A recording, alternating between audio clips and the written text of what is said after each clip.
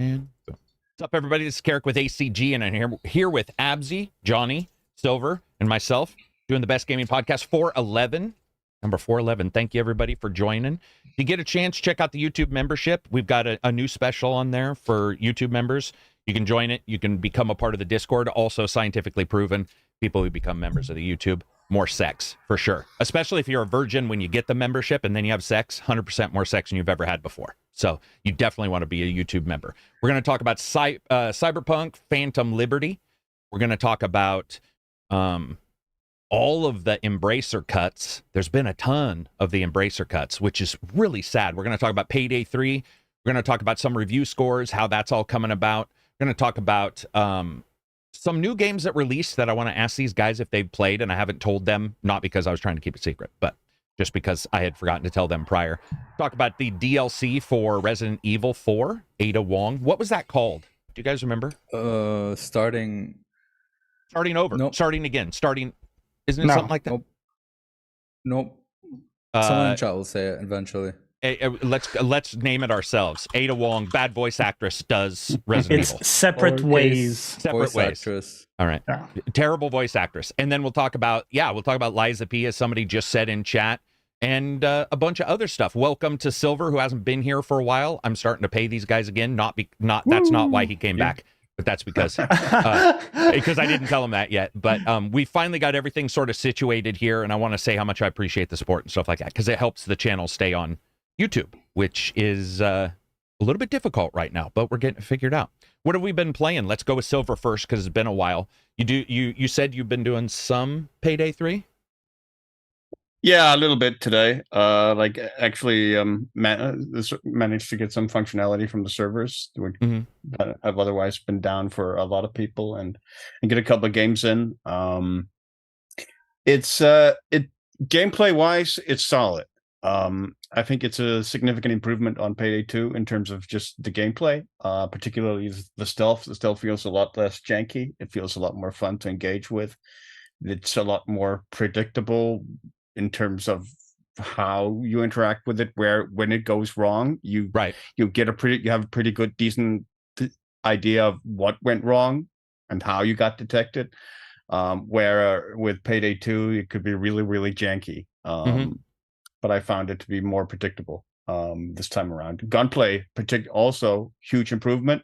Oh, really? Feels really, really satisfying, really, really fun to shoot the guns. Reload, the animations for reloading and stuff feel pretty good. So that's also a significant bump in terms of the game's quality. Right. So yeah, it's more fun to play, but unfortunately, the game suffers a lot under the decision to take it to online only, which was something that a lot of people feared back when they announced it a couple of months ago. Because it does require server functionality, and the server functionality hasn't really been there. Now, it has to be said that Payday 3 has jumped to the top of the Steam charts, so they've seen a lot of success, and that does often introduce issues in an online game when there's suddenly that huge of an influx of players. But they did also have huge issues with it in the beta and early access leading up to the release, and so they weren't able to address it for launch either. The servers are crashing, and it's really frustrating for players who are going through a heist stealthily, nearly an hour of prep work and stuff, and you're at the getaway, and then the game drops you, and you get nothing for it. Yeah. Ouch. That's happened a bunch to a lot of people. It also happened to me today at one point. There's also some really weird decisions in terms of the multiplayer, where there's no voice chat functionality inside the game, which is bizarre in a game so heavily reliant on proper coordination between teammates. There's no text. You can't use text chat in the in-game lobby. You can't even, if you click ready when you're readying up for the lobby, you can't unclick ready, so you can't so you best be ready. You better be ready if you click that button. Yeah. and yeah, it's just weird. And when the missions end, your team gets disbanded. So if you actually end up with a bunch of competent randoms, you lose complete touch with each other, and you can't like talk to them over like voice chat or anything to like get a sense of contact information or anything. So the social aspect of the game has been severely limited. The matchmaking itself is really poor. There's no like the crime net functionality of Payday 2 is basically gone. You basically just go to a mission, you select a difficulty and whether you want it to be public or private or friends only or whatever, or invite only. And those are basically the only filter options you get. And then the game tries to find you, tries to match you up, and fails frequently at the moment. But those are all the only options you get, and that I find that severely limited and basic. And I would have liked there to be like more filter options. Like, do you want to play stealth? Do you want to play loud? Those were filter options that were eventually integrated into Payday 2, and like their absence feels particularly odd here, especially when you also couple it with the absence of all the other stuff, like the absence of voice chat and stuff like that. It sort of compounds the issue. So it's a very mixed bag. But yeah, gameplay wise, really fun to play. Regardless. Big improvement from Payday 2, I think. All right, Johnny, what have you been playing? There we go. So interestingly, I've been spending most of my time playing games on Lies of P this week, which, as you guys know, that's kind of a 180 from where I was at. We talked about the demo. I wasn't really happy with what was in there, right? I wasn't feeling the movement or anything. Yeah. But going into it now, I don't know if the game is better. Then maybe they improved it since I played it, but there's something about it that just fits perfectly into what I wanted. You know, it's a more linear, streamlined Souls game where I can kind of just focus on the leveling, creating builds, crafting weapons. Yeah. And just getting good at the game, right? Or like understanding the attacks and stuff. So it kind of removes a lot of the getting lost and exploring, which is admittedly a great part of Souls games, but it's not something that I wanted right now after being in BG3 and Starfield and all that. Yeah, it's good to like not have to worry about that kind of stuff sometimes. Exactly. I just know I won't be getting lost, right? And I can kind of always trudge on at a pretty good pace. And I frankly like the combat quite a bit, surprisingly, again, because I'm not a fan of perfect parrying, and the game does basically rely on that. Yeah. But they've managed to make it really satisfying. It's kind of like a dopamine hit, you know, when you do get the perfect parry, because you can break enemy weapons, you can stagger them by doing that. So it just kind of, it feels powerful. It's not just like a gimmick, like you got outplayed type thing. Right. It's like actually, whoa, okay, this is powerful, right? And you can physically see the effect too, because the enemy weapon glows when you perfect parry. And this means you're breaking it, right? You're in the process of breaking it. Yeah. By parry. I think that's a huge plus, having the ability to impact their weapons. That's because that's pretty rare. I mean, I don't know if I remember. Yeah, and to visually see the weapon broken too. Like, you know, it will be a sword and then the tip is broken, that's right? Cool. And they do way less damage. It's just cool, man. Yeah. What about you, Abzy? What are you playing? This week I played more Starfield, and then I played some Lies of P. I killed like 4 or 5 bosses, and then I tried the 2.0 update for Cyberpunk. Oh, so you've been jumping around. Well, probably started the week, I assume, with Starfield. And then Starfield, and then when Lies of P came out, I checked it out for a bit. I checked it out for a while. I think I put in like 7 or 8 hours in that game. Should I talk about it, or are we going to talk about it later? We'll talk. Which one? Lies of P, Starfield, or Lies of P? You can talk about right now because just continue Johnny's part. What do you like? What are you getting from it? I think it's a fine game. I think it's a fun game. I think, however, it's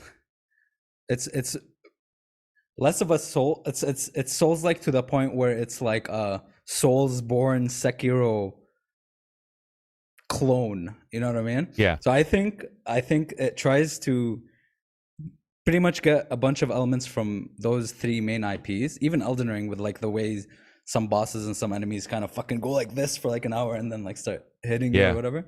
So it gets like the parry from Sekiro and like the left mechanical arm thing from Sekiro. It has like the Bloodborne thing of regenerating health and like aggression, but with this one you have to block so that you're able to do that.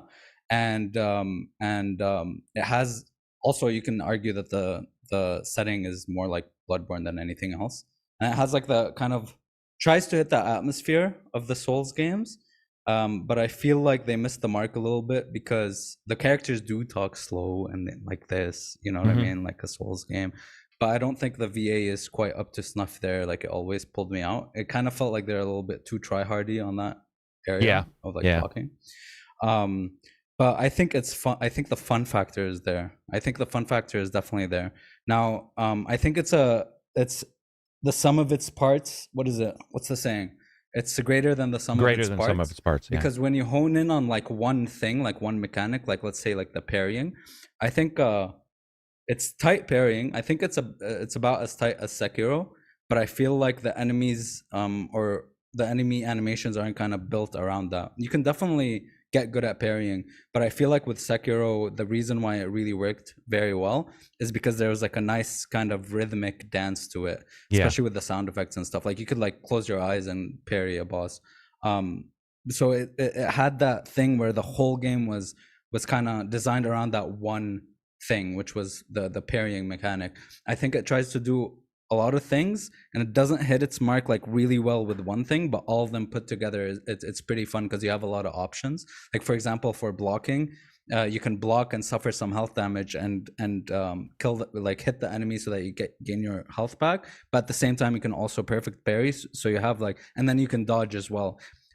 I don't think like the dodge itself is like really good and really tight. I don't think because I think the hitboxes are kind of fucked in this game, to be honest. And I don't think the parry is like, the game isn't designed around it, as I said before, so it's not like really right there, but them together offers like a better kind of experience because you still have that risk versus reward factor. I think it's fun overall. I just have like some issues with it where there's like better alternatives that focus more on those aspects. Yeah. Gotcha. Super chat from Wannabe Dev. Perfect way to start the weekend. Glad to see Silverback. Look at that. Somebody's glad to see Silverback. Thank you. I like it. Silverback. Glad to see Silverbacks. So yeah, well, I'm almost getting there. So in terms of age, so yeah. Yeah, right. Yeah, when the back hair goes silver, you know, it's like that's it, right? The beard can go silver, but when the back hair goes silver, your testosterone's gone. So to me, it basically, if you were to look at all these titles and you look at Liza P, it is quite literally Gray Spirits instead of Dark Souls. That is the way I feel. Yeah. It is down to the animation. By down the way. to it. Yes, like it's when taken when you get the heal, like without having heals, does the same exact thing. It's not generic. It's like they wanted to put a bunch of stuff in, and then they remove the world building, which I thought it was going to be about, and they remove the maps being interesting, which I thought it was going to be about, and instead it's like just run forward, find the bad guy, take out the bad guy, move forward. But I don't agree in that, even though I finally got good with the parry, I think the window's a little tighter than Sekiro. Maybe for whatever reason, I just find the animations also more difficult to read. But the enemies don't fit the fiction a lot of times. Even so, imagine if somebody read a knockoff Cthulhu book. That's what this is like. They're all tentacles. And you're like, yeah, that's not what it's about. It's like, the tentacles in Cthulhu, all that stuff, didn't just have to do with the murky, deep squids, octopi, being scared of what it was also the tentacles of paranoia, the tentacles of racism, the tentacles of control of things that are secretive. These guys are like tentacles, and you just get this monster with an upside down face, and you're like, the fuck is, like, it doesn't fit. Why is it even here? And what I felt with Bloodborne, I didn't love Bloodborne as much as you guys, but I felt Bloodborne did a better job of selling that these creatures were there already, that there was something going on, that there was some type of thing. And in Liza P, they don't know what they're doing. It's like, oh, it's Pinocchio. Oh, it's this. Oh, it's robotic. Oh, it's this. Oh, it's Cthulhu. Oh, it's this. Oh, it's parry. Oh, it's block. Oh, it's dodge. And nothing feels good enough to make me focus on something I like. So where you guys felt it's greater than the sum of its parts, I felt that that all of its parts were just low enough that I couldn't even find a sum. I couldn't even figure the calculation out at the end. I was like, I don't know what's going on here. Like, what do they want me to care about? And like you said, when they start talking, you're like, dude, just shut up. Like, I don't know, the voice acting, but also the story. Just sounds a little bit too tryhardy, like they're trying to be from, you know what I mean? Yeah. And I love the idea that they did it, and I think, and I wish them like all the best, because once again, Game Pass, it's doing really well. People like it, and a lot of people love it. And it's very Super high polished, scores. by the way. Very high polished. So yeah. I think that's like, I don't care if I like a game. Like, to me, if this game does well, guess what that means? Wolong 2 might come out and be better, and Lies of Peonine, the sequel, might be better. So to me, this is awesome. Like, it doesn't matter. I don't give People a like fuck it, man. Streamers especially, because streamers froth out the mouth for any new Souls-like because it's free content. Oh, but bro, and also streaming it. I talked to a streamer who's pretty big. It's not Code, by the way, but I was talking to a streamer who's pretty big, and they were like, dude, do you know why these are good?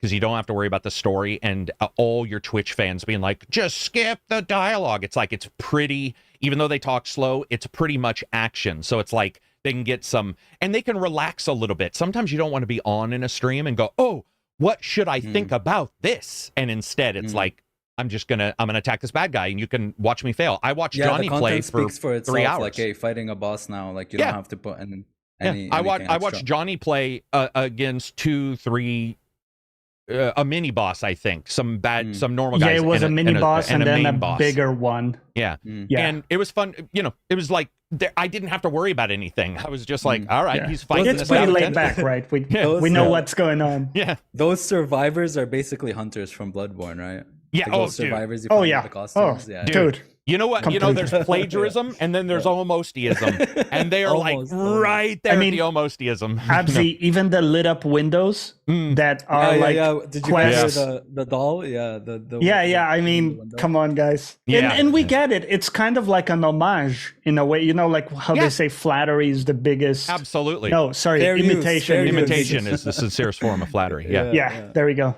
Yeah, I think that when you look at these. The one nice thing about these games we saw just recently, the Yakuza, the new ones are coming to Game Pass. For a gamer who doesn't have a lot of money, with all these games, the one nice thing is some people can remove a little bit of the worry of cost, which is nice because we're coming up on Christmas. And I know everybody thinks Christmas is the big buying season, and I'm a Christmas fan, but I don't know about you guys. Not anymore.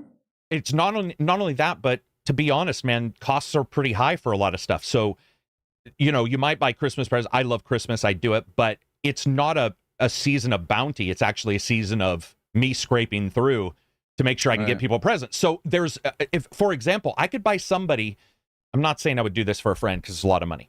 I gave Takedown an Xbox because I had one extra. I've given some stuff away. But if you wanted, you could buy somebody an Xbox with Game Pass, and that person would be set for like, for a while, 5 years. So or whatever PlayStation's doing, you know, as Plus continues to develop. So I think it's awesome. It's really good. It's doing well. That's great. Go ahead. The point you brought up, Karak, in terms of like the property was interesting, because that was actually one of the things that intrigued me the most about Lies of P, because over its history, like Pinocchio's been one of those properties that's seen an extremely diverse range of adaptations. For its property, from like stuff that was really, really faithful to the book to like Steven Spielberg's AI. Yeah, right. That sort of hints at it. Where it's really only like the core themes and stuff of the book that sort of runs through that movie.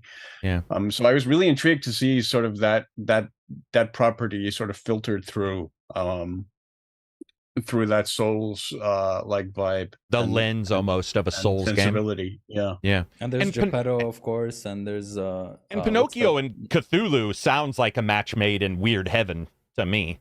Like I don't Oh, care for if sure. I didn't love it. I think it's an awesome idea. It's like, whoa, what? Like that's a cool like because Pinocchio's dark as hell. A puppet infused with like Cthulhu, like Yeah. life And, energy. Or I mean, anybody who's ever like grown up on the old cartoons, they're all dark as hell. So it's like, they were adult cartoons technically. I mean, I know there was the Guillermo del Toro film recently adaptation, but there was a live action one from 2019 that's actually extremely faithful to the Pinocchio. book. That's really, that really has some nightmare fuel, like visual aesthetics to it. You know what's so funny too, Silver, is Pinocchio is so popular that one of my favorite movies of all time, it's called Roxanne. It's with Daryl Hannah and Steve Martin. The Cyrano de Bergerac as well with the nose. Yeah, and they reversed it so that Steve Martin was like very truthful and eloquent instead of a liar. And then the guy that he was helping date Daryl Hannah was the guy who was a liar and who was like just the jock fireman. Yeah. And it was this cool, you could tell it wasn't a ton, but it was obvious that there was sort of this like, what does Pinocchio's actual look like on a person? And I loved, I thought that's one of my favorite movies of all time growing up. And you see Pinocchio picked up, I mean, almost any puppet game with puppetry, there has to be some connection, like even in the back of their brain to this kind of stuff. Yeah, it's awesome. I was just asked, the DM, hang on. YouTube members do get Discord now. Yeah, we figured that out. Sorry, that was a DM. But so it's very cool. It's awesome to see that game doing well. But another game that surprised me was Cyberpunk. So we get this code, and people were asking me why I didn't review Liza P. It's because I actually had this Cyberpunk code a good deal earlier. And I was doing this review. It's really hard to separate 2.0 from the DLC, but it's funny because a bunch of people haven't waited for the DLC and they're just doing 2.0, which I thought was interesting because I didn't know how many people would go back. I mean, even though it fixes stuff, you never quite know what people are going to do. But I want to make it clear, man, that it does not fix the role-playing part in the narrative or the immersion or anything like that. 2.0 is almost 100% statistically built. So people who jump into it and are like, oh, does it increase immersion, stuff that they sort of changed, stuff that we sort of assumed might be in the game, none of that is fixed. Imagine Cyberpunk as a combat simulator, not a role-playing game. It is a Cyberpunk combat simulator where they've taken Cyberpunk and they have now finally fixed the combat, and they have done phenomenal. But it is not, this is just me, it is not the resurrection of Cyberpunk. I just want to make sure it is actually a switching over to a different style of how to fix the game. So I just want to make sure that's clear. SBC $5 super chat. Silver should change his name to Gold because he has color now. Somebody who's been around for a while, I guess. Saw your old black and white webcam days. What were you going to say, Abzi? Go for it. So I was pretty negative about Cyberpunk. Obviously, I was waiting for that game for like 8 years and stuff, and after it came out, like disappointed me and all that stuff. You all know I've talked about it multiple times. But going back into 2.0, knowing what I'm expecting, I'm kind of enjoying it, a little bit more. I still have issues with it for sure. With the big one being, it's very, the design is like the overall game design is very Far Cry, very Ubisoft Far Cry. Yeah, true. You get points all over the map, and then you press your map and go there. I'm gonna go there, do this. Most quests last around like one thing. You do one thing, you move on to the next point and stuff like that. That was like one big issue. But the combat feels fucking good. I'm doing like a katana thing. I tried out like a katana thing, street kid kind of. You could dash in the air and do all sorts of cool shit. That part is really fun. I am, however, still getting like not just visual bugs. I'm getting some really annoying ones. For example, sometimes when I go into combat, my stamina bar just does not show up. It just doesn't want to show up for some reason.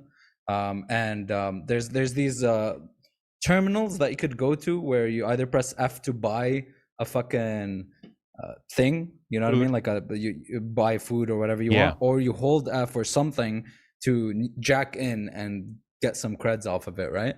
However, when you hold F, my thing doesn't move in the bar, so I don't know how long I have to hold it. And then sometimes I hold it too long and I end up buying the thing anyway, or I hold it too little and I end up buying the thing. There's just some little things that are still kind of annoying there. The cop system is it's a thing now. It's actually a working thing. It plays like GTA, and like you car chases and all that stuff. Yeah. They added combat to the cars, and you can do some really wild shit. And the perks are awesome. Some of the perks have things to do with vehicles. So like, for example, I'm going reflex, and with reflex you can hop out of the car and go into the air and just do some shit and dash to enemies and stuff. So the combat side of things, it's like a power fantasy game now, and going into it just expecting that is pretty cool. Honestly, also they did I still hate the protagonist though. I can't stand him and his dialogue. I don't like the writing of him, but they did a good job. I kind of forgot that, but with the kind of the conversations with the NPCs and like them being so animated and you sitting down, and they're kind of pretty cool and immersive, and I kind of forgot about that. But I just wish they went more that direction. But no, it's a fun game. It's a fun game. Yeah, I would say that it's a fun game. It's I just don't want people, because the DLC is coming out soon, and I tried to make it clear there's basically a split in the DLC at some point, and I think it would be, I said, indulgent to play the second one, meaning it's not necessarily required, it's not necessarily going to change your life, but you could do the two splits, but it doesn't do what one or two missions in Cyberpunk did, where you had 10 ways to do it. It's not, they're just not doing that. Right? The Maelstrom quest was an awesome. The Maelstrom quest, was awesome. But what I like about the perks, guys, is that they're just like, fuck it. Almost all the perks have new moves, so the moves look different. You have new moves that you never. They almost just said, well, we can't do the immersion, so why don't we add some animations, fix the guns, fix the driving, fix this, fix that. The shooting feels good, especially I turned off like all the numbers, values, and all that stuff. Right? And it feels really good. And the DLC has, so 2.0 has 100 plus new cyberware, new clothes, new blah blah blah, which, by the way, armor no longer with clothes, so you can dress like Don Johnson from Miami Vice, no shirt, fucking jacket, looking like a creep, and not worry about armor. And I think that's a huge improvement. Stamina being connected to the guns, huge improvement.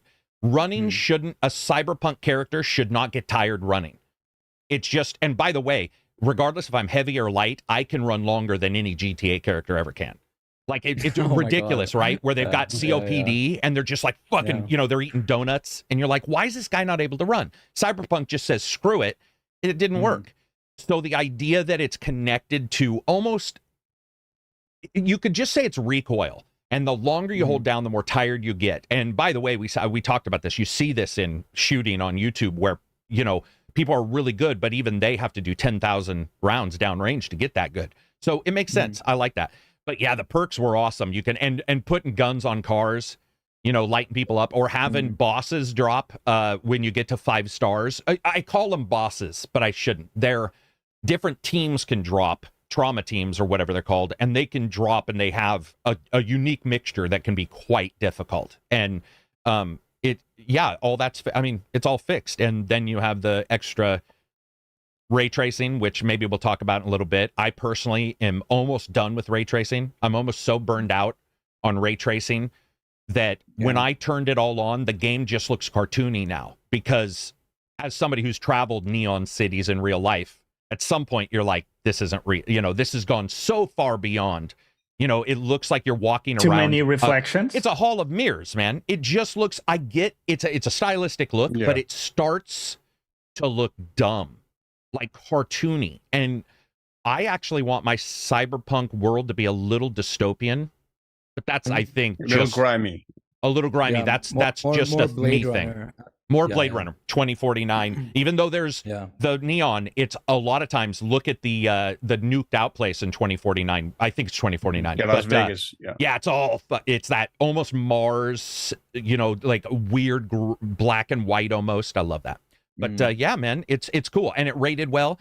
I do want to say this. People were asking me why I rated this or why I reviewed this one. There's 2 reasons.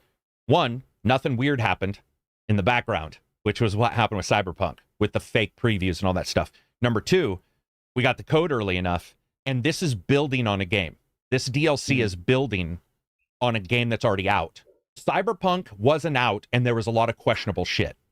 So this was quite easy to look at it and say, what are we going to get to add to this versus what are we going to get as a full thing? So that's why I did it. And I'm I enjoyed the hell out of it, as long as you go into it knowing this thing ain't gonna change your life. What did the gameplay tweaks do for like the game's balancing? Because one of the things I found with made it Cyberpunk easier back in the day. Sorry, I want to point that it made it easier. It's still so power fantasy as fuck, especially if you do Netrunner. Even easier, because one of the things I found was that the difficulty was so easy to break in.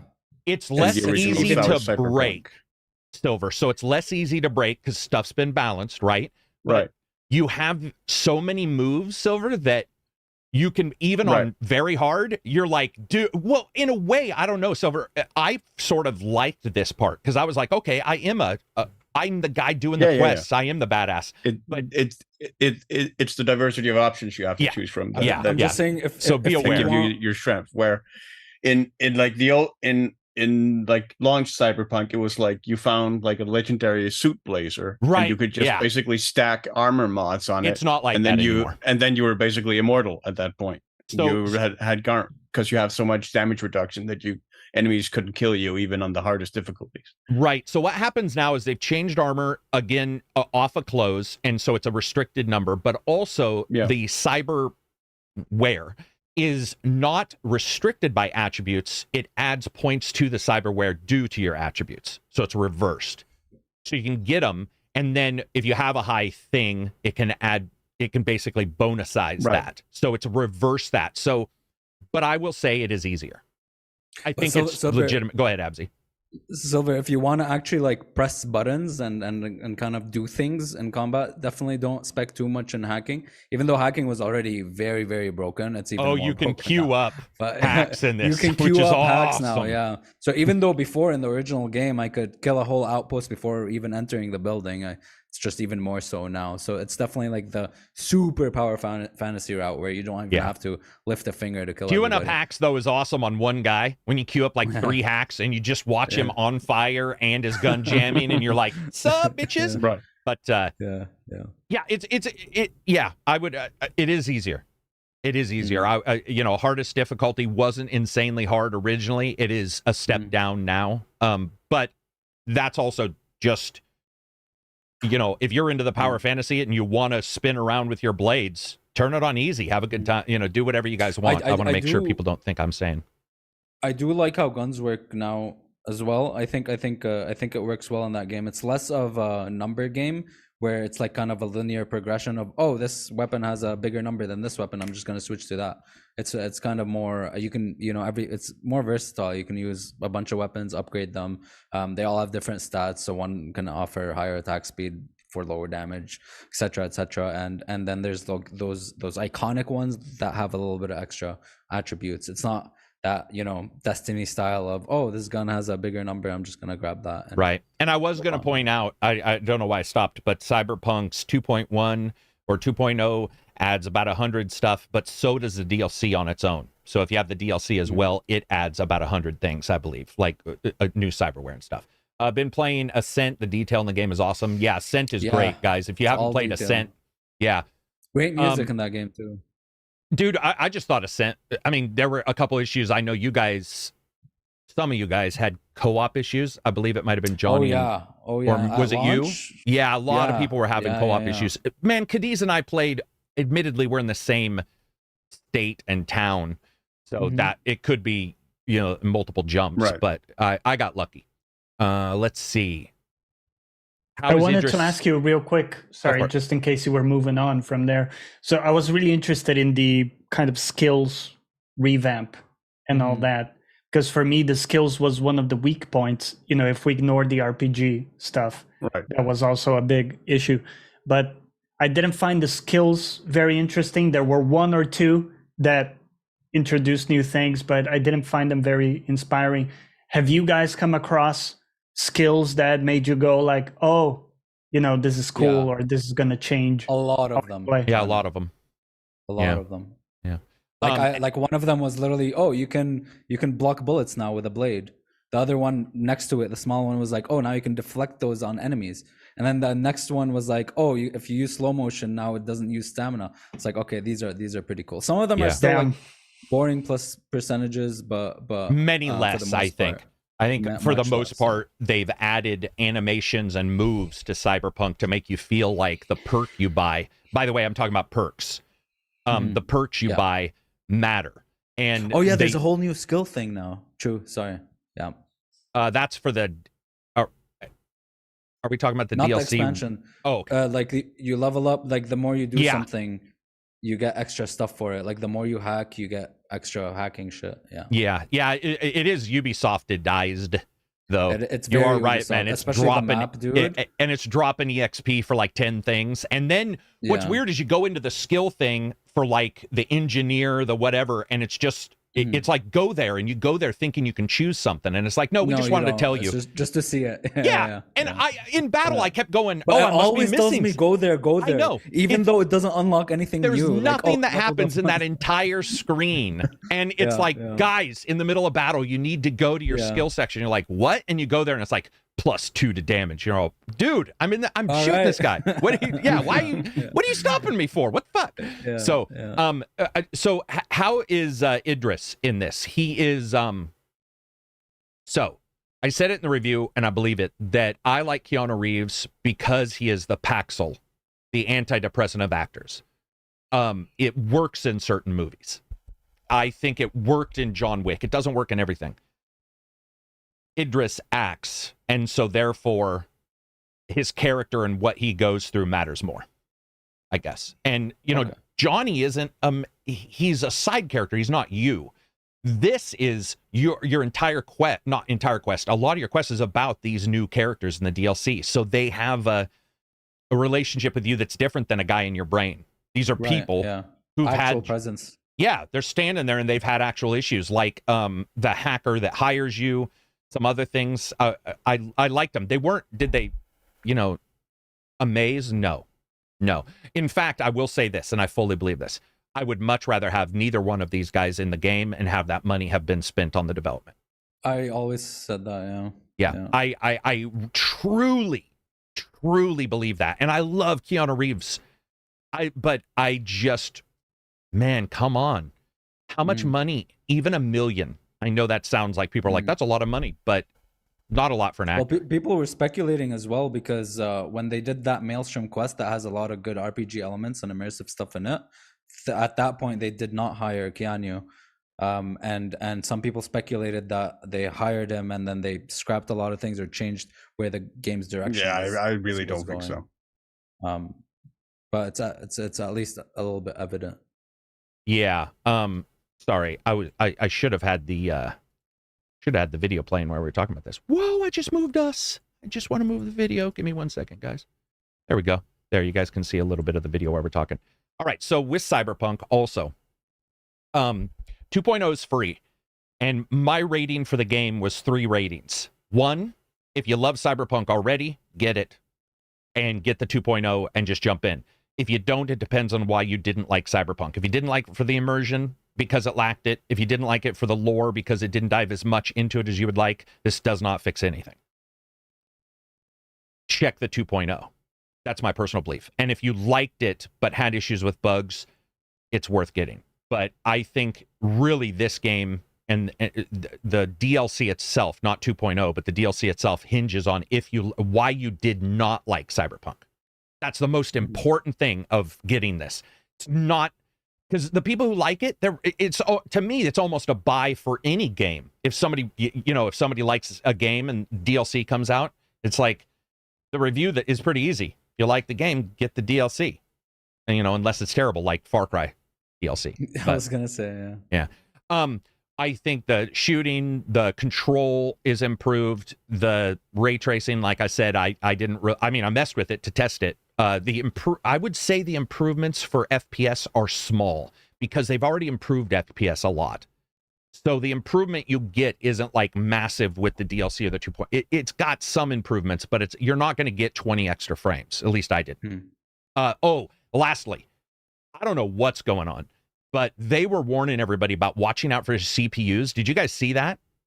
Where they were like, hey, this thing could, we're using every core. This thing could blow up your PC. Make sure you have your cooling situated. I don't know if that was PR speak. I think it's still them sort of in the old PR of like, this will change the world. Nothing is needed other than your original Is CPU. DLSS causing some tiny lights flickerage in your game? You're talking about 3 frame gen? Little, you're talking about frame without gen? frame gen, just normal super sampling. I never saw that, but a lot of shit happens in the game. So I could have but yeah, I played probably 60 hours of it, and I don't remember any lights flashing with DLS. You would have noticed, I think. Yeah. Okay. So that's a thing. Are people complaining about That's a thing. I thought it was just for me. I thought my GPU was dying or something. Sometimes I get like with light. Sometimes it'll like flash a little bit, like flicker. But I found other people experiencing it as well. So yeah, I don't think. Yeah, it's like I will say one thing with this game is it shows so many lights and shit. Like I was having dinner with a character in the game, and they were like, it was like J.J. Abrams' version of the Star Trek Enterprise, where it's just lights and light beams and lens flares and reflective surfaces on the table, and it was there's a lot going on. So I could have missed that, but I never saw it, which was nice. I also have RT off, so that might have been another thing. Oh, it absolutely could be a thing. Yeah. Michael with the $25 super chat, a simply stellar panel again. Thanks. Yeah, you bet, man. Glad we could do it on a Friday. It always improves my Friday.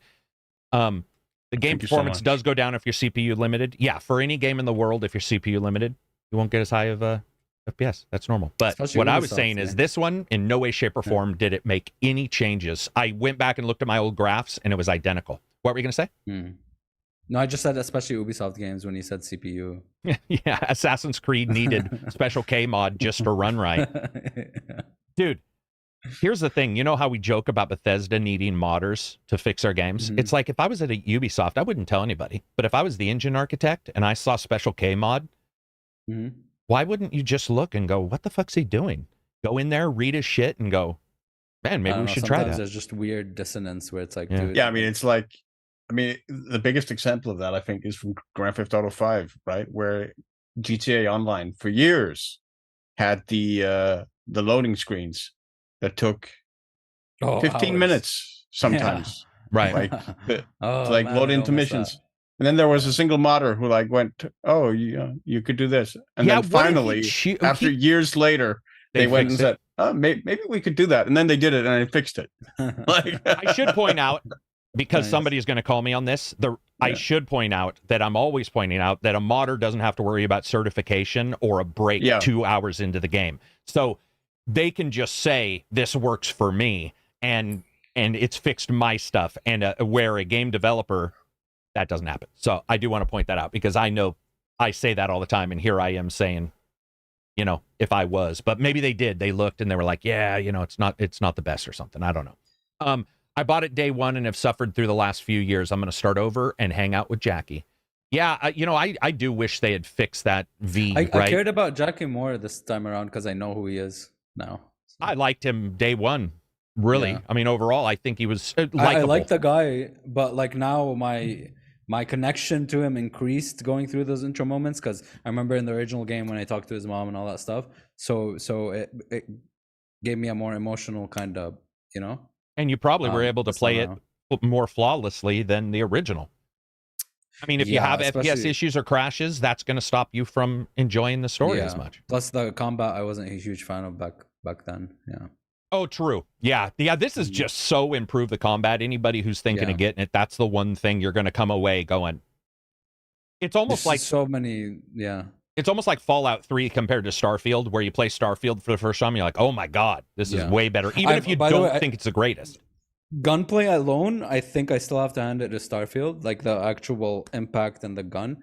But you have so many tools to do some really, really cool shit, man. Yeah. And the combat AI is improved. I don't know if I haven't been able to tell that much. Like, were you able to tell clearly, like, combat AI is improved? Combat AI is definitely improved. They will use their like powers more. There's a different group setting that you can definitely see happen where you get, like, especially with randoms and battles with people, gangs beating up somebody. Sometimes you'll get a slightly different setup where it's maybe a more difficult person, or maybe they're just, because remember, they're using some of the skills you use. They've obviously gone in and changed them to have some of the stuff you have. But here's the problem. It's not, you don't notice it as much because game is easier. So it's weird. It's like, yeah, they do these things, but the game's easier and I'm able to handle myself better against these more difficult. Maybe they balance that a little off. Maybe they should, like say, one less DP for, for all these guns or something, just enough to make it so that a little bit more scrappy, but such is life. By the way, I don't know if you guys mentioned it. Sorry, Abzi, but are there like new weapons or like... Yeah, 100. There are a bunch. There's 100 cyberware weapons, new things. That's cool to total me. Yeah. In the 2.0, and then another 100 in the DLC. Wow. They said 100 plus. They're not going to tell you the exact what have yous. But that's impressive. I mean, even if they're kind of variations. Yeah, it's great. This is a good question. First of all, somebody just said they just got done listening to 4 hours of last week's podcast, so they might as well sit through another 4. This is AKK9. Coincidentally, just finished listening to last week's podcast. I suppose I could do another 4. You absolutely can. Power through it, man. Nikki says, Nikhil says, do you guys ever feel that pixel peeping is killing the joy of gaming? Yes. What's pixel peeping? Looking at a pixel and going, this pixel is not appearing per Digital Foundry stuff. And the side-by-sideism. John, at least, but yeah. Graphics is like, yeah. It's and by the way, like I just feel happy I don't do it. I'll tell somebody if the art style's off or if they're missing shadows or whatever. But art style is a huge thing, though. Art style is a huge thing. But this kind of shit where you zoom into, I mean, we tease it all the time in the Discord. In the patron Discord, we tease it all the time because it's like, oh, at 3,000%, this pixel is slightly shaded wrong. And you're like, it's a bit blurry. Yeah. It's a bit, it's just a little bit blurry. And like, this thing with the side-by-sideism where, people are looking at the side-by-sides. So you have, whatever, a 4090 versus a, blah, blah, blah. It just ignores the fact that that's not how we consume content. Exactly. Right? You don't watch nobody's out there watching two Agreed. Footage videos. Agreed. And it's made pseudo intellectual technologists out of everybody. Everybody's like, well, I saw it on Digital Foundry, so let me tell you what screen space occlusion is. And you're like, oh, here we go. Nav mesh, should be able to God. I still remember one of the games didn't have a nav mesh, and I saw a bunch of people being like, oh, the nav mesh. And you're like, dude, there's no nav mesh in that game. DRM. Sorry. Yeah. It's and by the way, I want to make sure everybody understands. I love, like, I've talked to John, one of the nicest guys in the world at Digital Foundry, and I tease him sometimes about that because he's also a retro gamer, so he loves retro games, but he's on a technically proficient podcast, cutting edge. Yeah, so it's so funny. And by the way, that's me. That's why I like John so much, because that is me. I'll play an old game. I don't seek them out, and there's some I don't love, but I'll play an old game and be like, this is great, and I can play a new game. This is great. And it's funny, he's on that, and he's pretty good at being able to say, hey, yeah, drop some frames. The game's fun, but this video you're clicking on is just about the tech. That's one thing people don't understand. They'll come into even into a review or a preview, and they'll be like, well, the shadows flicker, the game's not worth a buy or whatever. And you're like, whoa, those are two different things. Like, you should cover it in the context, but it's like if you're going to a Digital Foundry, and Digital Foundry names some of their videos review, which I've noticed. Yeah. And you're like, that might be slightly I think misleading. by now they're like, oh, they would know, like, it's a Digital Foundry review, so they would know. Exactly. Specification spec review or spec review, or tech review. It's good stuff, though. I mean, I suggest everybody watch it because you'll learn something. GDC videos are the best, though. If you got anybody who likes games, you can find so many GDC videos where somebody's talking about how to make a game, and your brain will explode when you realize, like, a cheat they did. Or how they fake simulate a world because, you can't simulate 10,000 people in a Ubisoft game and how they go around it. And what's funny is it gives you more. If you accept it openly, it gives you more respect for a game, or it gives you more understanding of what's going on, so you're not just tangential and shallow on stuff. Tanner says, new listener, normally listen on Spotify. Great podcast. Appreciate all you guys. Opinions on video games. Thanks for making my Fridays. Thank you. And I appreciate you listening on YouTube, because while Spotify is great, YouTube is actually 10,000 times better when you listen here. It helps the channel a great deal. I've heard the expansion changes the base game's ending in some ways. Can't discuss it. Sorry, bud. But I will say that I've seen that it's been leaked that it adds an ending to the original game, and it does do that. But that's the most I'm going to talk about. They've asked us to be pretty quiet on that until the DLC pops, and I think that's fair. Moving on from there, let's talk about Embracer. So, man, all right. What is going on in that company, man? Well, it's just the Saudi Arabia team pulled out, and somehow they were building using maybe contract money that they were putting together, like they were working somewhat together. And as an investor, it's different, right? If I'm the CEO of Microsoft, I can tell the investors what I want, but I can still run the company in my own way. But Lars is an investor, and his spending type, and this is something Reg and I would talk about all the time when Reg was on the podcast, is like his spending type is different. And what happened was they leveraged themselves by $2 billion. Now, if that had gone through, we wouldn't hear anything. But it has fallen. So MythForce, they released their game 3 days ago, or maybe 6 days ago now, laid off some people. Tomb Raider, by the way, Embracer said Tomb Raider would not be impacted. It has been impacted, and they've laid off people. I know there's one game I've hinted about is for sure canceled. So it fucking sucks, man, because Embracer took all this shit, right?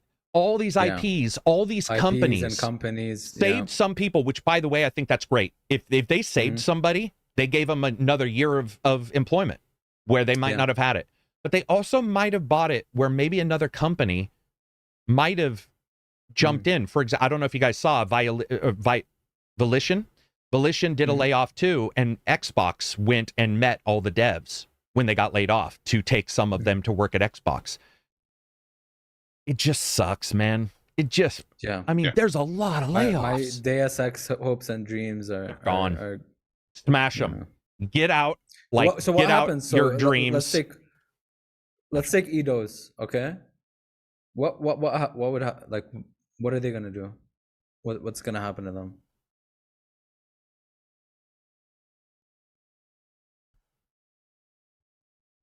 Like, what's the next step? What would they do? Would they just like fuck it? Just kind of See, here's the problem, right? It's a good question, because it depends on how far they are along, so that Lars and others can make a decision on to keep them.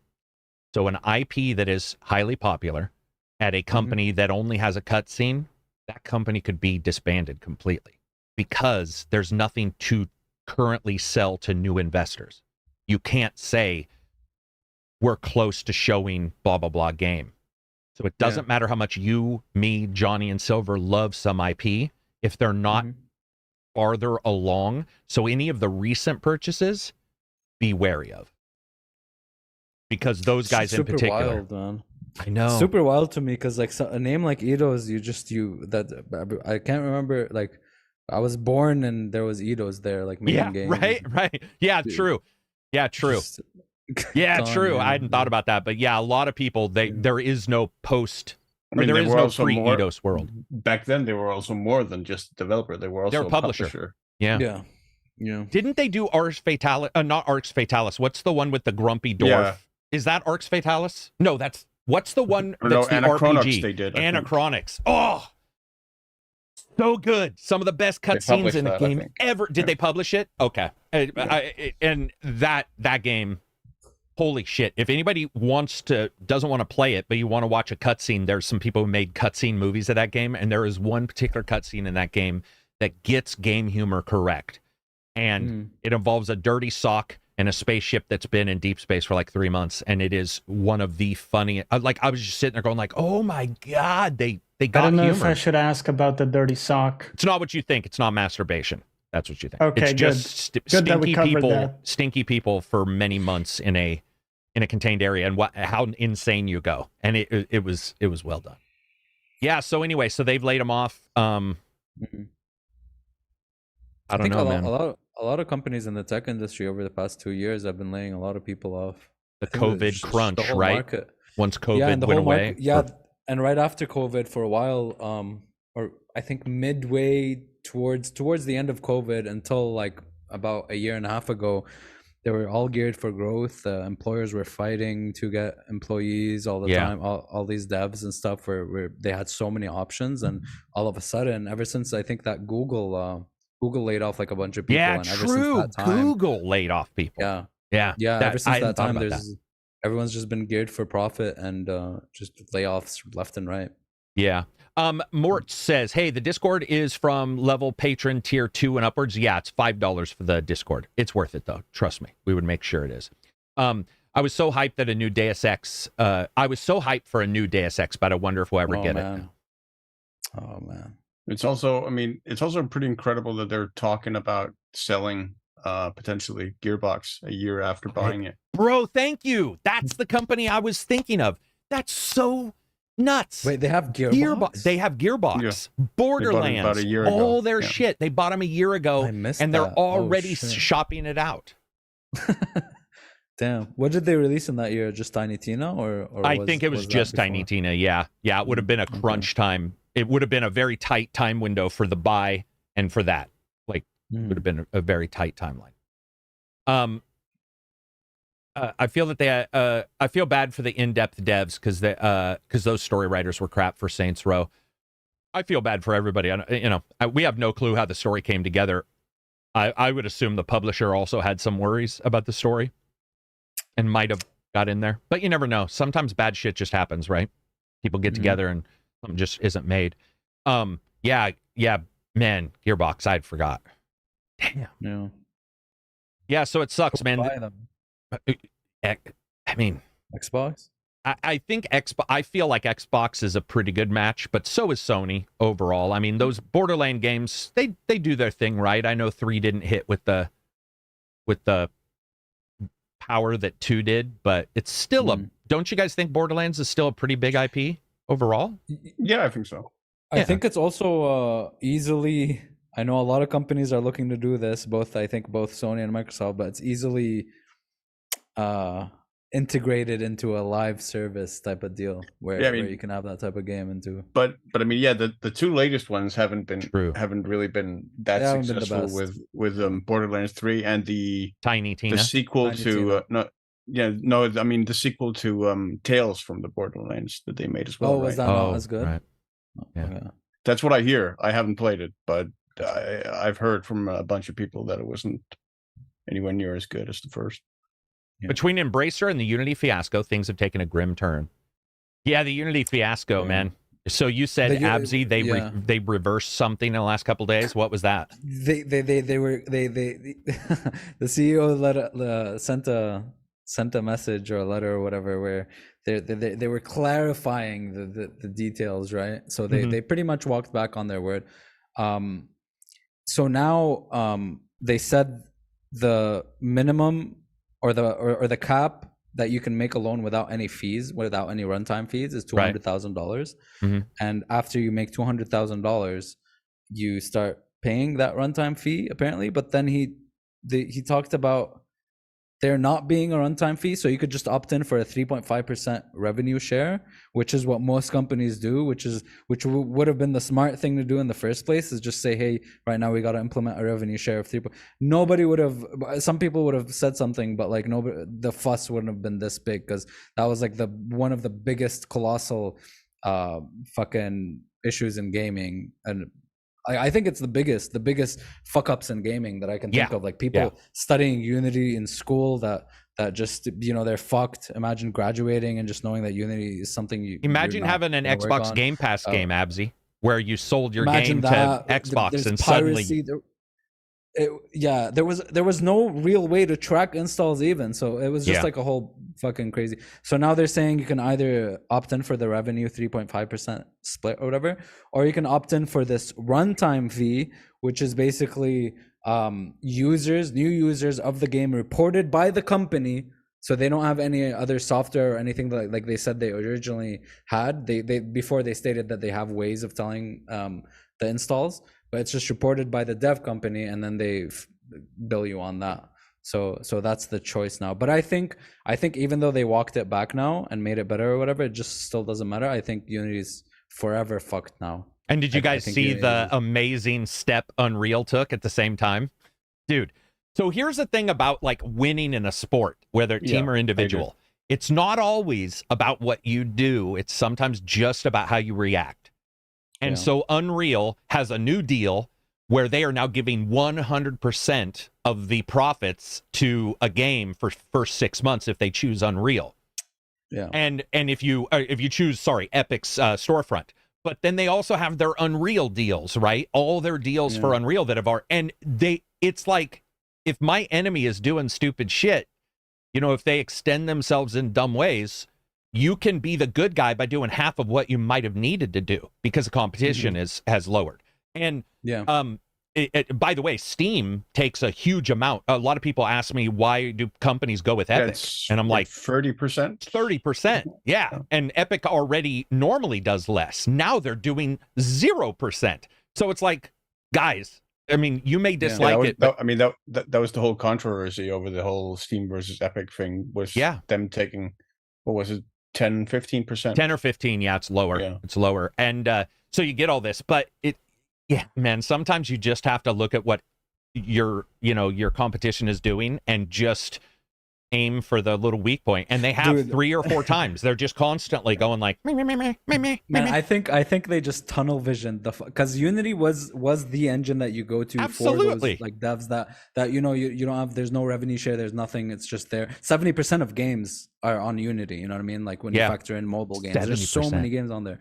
But what I think happened is they they looked at Genshin and those Yo games or whatever, and how much fucking money they're making, billions of dollars in revenues, and they're like, well, hold on a minute. Here's what bothers me. Tunnel visioned. Yeah, and what bothers me is their way of getting money it just makes no sense. It's like, dude, if you there's other ways to get money from the very start that's like cohesive to everybody and sort of builds even myself, any YouTubers, like, hey, we have a patron for this, we have Spotify's doing this, we got ads for this, and you explain it to people and you build everybody as a team. You're offering something, right? But they aren't offering anything. Unity is like, oh no, the FPS or like Unity's issues that we've all seen in Unity games, oh no, they're still there, but now we just want money and retroactively. And there was that one guy who's like, we have 3 games coming out on Xbox Live and we have a game already out. They're going to collect retroactively for a game that could install That's to another millions. Thing they went back They were on, charging for installs. They're not doing retroactive. They went back on it. They said it's only effective after the new version of Unity coming out in 20. Dude, retroactive charging is one of the biggest dickhead moves I've ever seen. Dude, there's games made like from 2010, 2011. I'm sorry, I just meant anything in life. Yeah, of course. It's like that friend who comes to you and you guys have been friends for years and they're like, I've tallied up every time I bought you a pop. And you're like, like friends. Or like, an ex-girlfriend comes in and it's like, yo, remember that gift I bought you? Can you spot me $40? And you're like, no, I can't spot. What are you talking about? None of this makes any fucking sense. You want to sell me your car? Let me just check your the miles on it, and I'll charge you for every mile you've gone. Or I'll sell you my car, but I bought you a bunch of dinners, so you buy it for like $1,000 less or $1,000 more, and you're like, what? Fucking none of this makes sense. Johnny, when it comes, I know you mess around, on the back end. Have you ever seen a company where you work retroactive? Jump in, change a contract so much. You don't have to get into specifics, but as a software developer, have you ever had these kind of things where somebody pops up, maybe they have a tool you use, and they're like, we're charging you now. And you're like, oh, shit. Yeah, actually. Well, not exactly like that, but, one thing that I deal a lot in my team is that we look at database licenses. So, Microsoft and AWS and different things like that. And one thing that has been sneaky in the past is that companies like Microsoft will get you started on a really good deal. They will say, we'll give you, 10,000 licenses. It's a big company that I work at. We'll give you 10,000 licenses at just a great price, right? Right. Get you in. But yeah, so as time goes by, the maintenance of those at some point becomes like way higher. And then also to get more, because you're already bought in, so you can't go somewhere else. Right. But to get more, then at that point is, Extremely like normal expensive. price. So they do these things where you kind of, you get bought into the ecosystem. Yeah. A little bit, I guess, like at a consumer level, people can relate on the Photoshop or, the Adobe suite. Yeah. Yes. Right, because you're like, oh, well, I'm shit. bought in, right? Yep. So Antivirus software. They're really Oh, good. Also, yeah. Johnny, I've noticed like Adobe and those guys are really good they patch continually so hackers have to crack it continually. They'll patch That's for the very smallest true. shit. They'll be like, we changed the font 1 pixel. We're patching 6 gigs of data. And by the way, I know, because I've talked to developers before who they're like, oh, dude, that's done on purpose. That's just to get in front of the crackers so that at some point the person who is cracking the game is like, forget it. And I'll admit, when I was first testing out Premiere, I absolutely was using a not acceptable version. I didn't have to try it out and like see $199, what and the then I tool bought is. it. Yeah, and then I bought it, and less than 2 years later, they went to subscription. And you add up the subscription, you're like, wait a minute, this is like I'm buying this 3 times a year. Like, it's insane. And they try to get you. They're like, but you can also get Photoshop Lite or something. You'll check that out. All it lets you do is they shade add all these thing. things for perceived value, don't they? Like a lot of side apps, and also they're saying, well, every 6 months we're adding more stuff to the app. Yep. And we're making it better continually. Anybody in chat, if you guys have ever done this, or if you're a game developer in the making, have you ever dealt with this kind of stuff? I know for me, the big one was database. So we switched to database. I've talked about this before.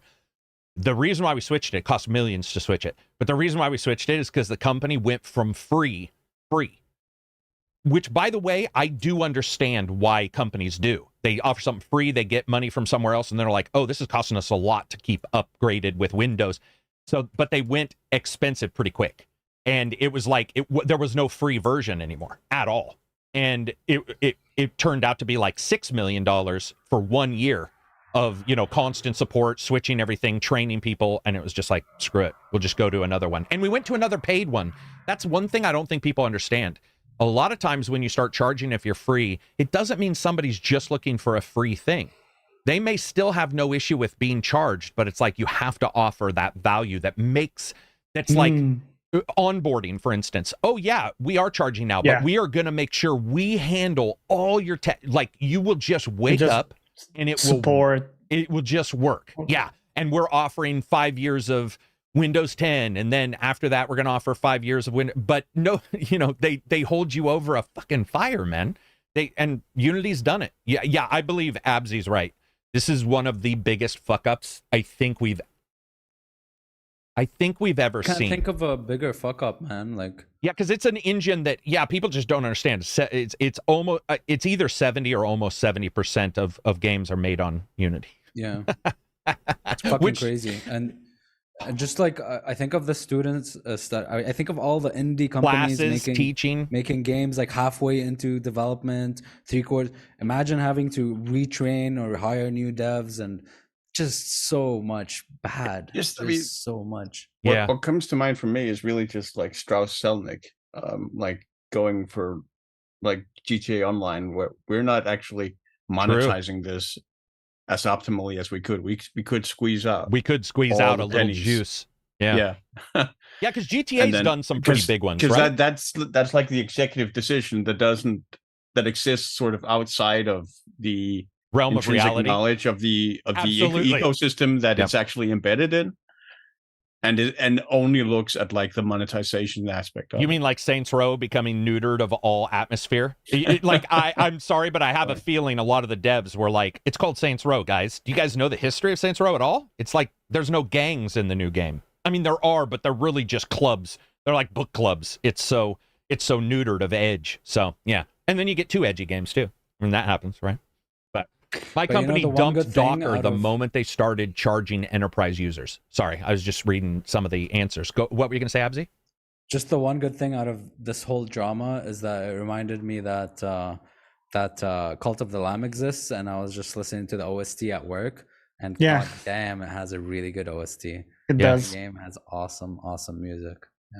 Yeah. By the way, they also changed the licenses. So it used to be that you could get a entry level $400 year license, but now it's either free or $2,000 a year. So it's a huge jump. Again, it's just hurting like the small teams, right? Mostly. As Stefan Yeah, says, it's like 500%. yeah, it's a massive. It doesn't even make sense. Looking at their stock price, they had to do something drastic. Maybe they won't be around much longer. Not only that, but I'm sure that Unreal looks at the stock prices of other companies. I do. You know, you look at your competition, right? So there's a chance Unreal was also looking and going, hey, we know they're going to have to do something soon. So let's do a couple things proactively. And then, by the way, a lot of companies have plans how you react to a competitor, and you put plan A, B, C. By the way, we did that where you'd add like plan A, B, C, D. And it's like, if this, then that. If this, then that. And then you have the plan already set, and you can make a faster, more dynamic change to your company.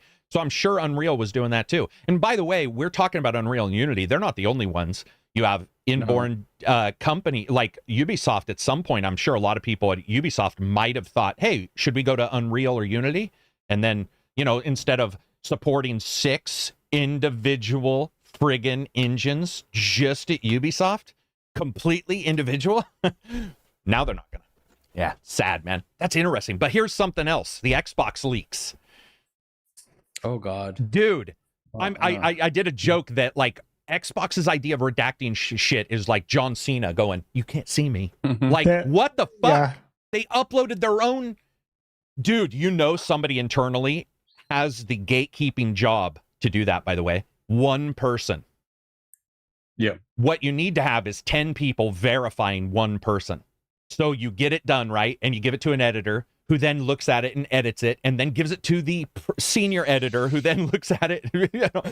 Oh, man. What a shit show. So if anybody has been listening, a lot of they're older documents, but the FTC was asking for some documents. Microsoft uploaded a bunch, and many were unredacted at all. And it leaked some games, including some very good ones for Microsoft, including Fallout 3's remaster. So in a way, this has also been positive in talk, like about the new games. But they dropped the ball, man. They dropped it bad. Phil Spencer had to write an email to everybody and basically say, was that yeah, leaked actually, or did they leak that email intentionally? I think that email, he knows when you email a company, you know that's going to go out just by the sheer process. So that's why he like kind of colored it a little bit. Yeah, and also it is an older document and things change. We know that right now because the game just got delayed from this month until February of next year. So it's like, okay, things Stalker. Oh, yeah. Maybe next month. Yeah. Sorry, but it got, and then we also saw the other game, Alone in the Dark, got delayed from this month to Jan or February of next month. So we see that happening. But a lot of the games, what I like is they did have a couple that were like unnamed IP. So they were smart on some stuff where they didn't leak, you know, what the game would be. But yeah, man, Dishonored 3 was on there. Yeah, did you guys see that? Dishonored 3 was on the list. Not Prey 2, god damn it. No Prey. Yeah, dude. I'm sorry. I'm all the way behind Wolf Eye Studios, by the way. I am fucking following them like a hawk. I watched like an old podcast. They're them? Weird West. Yeah, he's the former president of Arcane. Right. Like the person who made Arcane, who founded it, who funded it, who, you know, the French guy. He made Weird West. But they announced, I guess 2 months ago, but it's on a random podcast with like 10K views, that they're working on a new game right now, currently. Oh, yeah. I don't think it'd be Wild West 2 either. Do you? No. I think they said it won't be, right? No, I think they're evolving. They're still gonna do an immersive sim, and they're gonna focus on the immersive sim elements. That's what I know. But I don't know if it's still gonna be top down. I don't know if it's, you know, gonna be in the same Doom style Year One was on the list too. Yeah. New Doom. Yeah. A new Doom, Yeah. man. Yeah, That's like a prologue or something. I don't know. That's a good question, right? What would it be? Because he starts in the action right away, right? In the 2016 Doom, doesn't he just start up? Yeah. Like it's a pretty. Yeah. It's like that's Doom for you, though, right? They Yeah, don't you need just to. wake up on Yeah. Mars. And Yeah, then you just wake up I on love Mars. Just like Doom guy replying to people with his motions, like the guy is talking, and you're like, oh, and then you just punch the thing. Yeah, and you then punched it. just Yeah, nod that's and right. then take- You I love fight that your way shit. out of that. Yeah. Yeah. I thought it was funny Phil wanted to take over Nintendo. Yeah, I mean these big companies, that's what they look at. It Well, makes no, sense. he didn't. Didn't he say specifically he said wanted to buy didn't it? want to. Oh, No, he specifically said no. I mean, he doesn't see grounds for like an amicable merger, and he thinks a hostile would be a very, very bad idea. Well, did you also see that Warner Brothers and them did talk? And I had talked about that a couple months ago. That is what I had heard, was that Warner Brothers was one of the ones that they were thinking about, and there was a talk. That was leaked, that there was an actual like discussion of some kind at some level between those companies. So that was interesting because WB is pretty big. It's colossal. Yeah, it's pretty colossal. Yeah. Is it? It's not as Warner not as Brothers big as game division Disney. is not as big as Activision, but it's The game division. Yeah, that's smaller for sure. yeah, they wouldn't be buying Batman for movies. Microsoft could get Yeah. into movies. Who knows? Yeah. I mean, I did read Silver just to, I don't know exactly the full thing, but I did read that quote, the full write-up on Nintendo and Valve, and he goes on to say is fully supportive of either if the opportunity arises. So it does seem like interesting. Spencer was interested. Yeah, but maybe it's not realistic in some way, but he is. Yeah. I mean, if the opportunity is there, but he's also saying that it isn't there at the moment. Like there isn't. He doesn't see a mutually agreeable merger for the two companies, and he doesn't believe hostile action would be a good move. So we are playing the long game, as it were. I think he's right too, and I think everybody's right to look at Nintendo just because they are a huge IP. It's like, look at them. Whether, by the way, it doesn't always have to be a partner or a what do you call it? A purchase. It could also be, is Nintendo open to letting Xbox on a Switch too? By the way, if I was Microsoft, I would do that. The thing they note is that like the email Coppola sent was that he said that he'd had several meetings with them, and that he believed Microsoft was in the best position to potentially have a cooperation, some sort of cooperation with Nintendo. Yeah, I think that'd be like smart for Microsoft to say Xbox Live's on Switch. Sure. If you want to do that, or we'd like. I mean, they already have tied some Game Pass stuff onto Switch, right? Is it Master Chief and Smash Brothers, or am I completely spacing that? I know Master Chief was in Dead or Alive, but I thought was he modded into Switch Brothers maybe, and that's what I'm remembering. Master Chief is in Super Smash, I think. Smash, right? Smash. Master Chief is in Smash. I thought he was. I could be wrong, but I thought I've been for years, dude. For years, I've been wishing. I know it's not gonna happen, but I've been wishing for Nintendo to go full software and just release their games on all platforms. It would be less interesting because they have that handheld, which is a game changer. Yeah, but that was before the Switch. When the Wii U was out, I get you. Yeah, when the Wii U and GameCube, they always were trying shit. The Wii succeeded, but the GameCube was weird. I liked it, but it was weird. I like the GameCube. And then GameCube was back in the day where they were the top in the performance specs wise as well, dude. And they also had the Rogue Squadron game where you're just like, dude, this is incredible. Like that, they did some. Nintendo knows how to cultivate. Rogue Leader, thank you.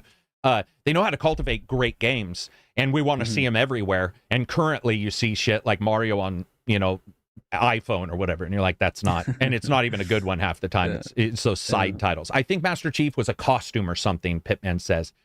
SBZ asked us. I mean, you have Xbox titles like Minecraft and and you always will, and you always will. I want your opinion of the disc list. We already talked about it. Which may cause the death of physical media in the future. It will not. That is a complete. Admittedly, I like that people want physical media, but Microsoft is not even the leader in destroying physical media. That is like some kind of weird reductionist thought process. There are a lot of these companies are going to digital. It's not one company. It's I think quite it's the world, literally the man. world. Yeah. Yeah. I just said, like, it's the way the technology is moving. It just doesn't make any sense to stick to physical. Yeah. Well, not only that, but like we were talking about prior, I think it was prior. It could have been during this podcast, but I believe it might have been prior, where I was saying that there probably will always be a limited run. There'll probably always be that kind of stuff. But when you look at it, it's switched now to where it's physical is barely there. Digital's there. The consumer has shown that that works. The people who want to archive stuff, that is something that I fully support in whatever way they want to, but you don't have a right to buy a game that is no longer buyable. There isn't currently any right that says you can get something that isn't there. You don't, that's not a right. It doesn't matter if you That's think why it you should get be a right. Old games selling for like millions of dollars. Right. Yeah. And by the way, I don't like that either. Trust me. Do you guys, I bitched about this on Twitter. Like collectors? The big Like one, collector game guides. And stuff? The big one is game guides. Oh, okay. So what they do, no lie, they print like 500 and then they sell them themselves on eBay. One of the major companies does that right now. And I'm trying to do an investigation. I'm trying to get people to help me investigate this, but nobody really wants to jump into it because it's a small story. Do you remember the Mario not remakes, like the remasters or ports to Switch that they did for the anniversary that was limited? Did they gain, like, are they rare now? Like, can you sell them for a lot of money? I think anything. Have you checked? I think anything Nintendo is. If Nintendo is rare, it's expensive. Does that make? Am I saying that right? Anything that's Nintendo will probably be expensive if it's in any way rare. It's not the same as other companies. It's Nintendo because they're 100 years, right? They started doing playing cards. Like that's how they started doing games. Pokemon is still Nintendo, right? And those like, did you see some dude got like oh no, that was Magic the Gathering where some dude unboxed a fucking $2 million card. The third turd says, a shame that most people seemingly don't care about owning anything anymore. I own a bunch of physical stuff. See, that's another thing is I think that people are like, admittedly, games are changing to digital, but like, I don't care about owning anything physical. You don't? I have a lot of physical stuff, but I don't seek it out. Hardware. Yeah. But I don't have like physical stuff that I just put into my hardware to get something digital. Yeah. Well, I see a lot of people who hate streaming, even though you buy the game and own it, and they have no issue with Steam. For some reason, I'll have the same discussion with somebody about GeForce Now. And I'll be like, are you understanding what you're saying? You've already bought it on Steam, and you weren't complaining about Steam and it's digital, but you're complaining that it's available for streaming? Like, what are we talking about? Like, you can still download it on Steam. What are we talking about? Like, it's the same thing, but it's companies that people have a real issue with. A lot of people have a bone with the companies.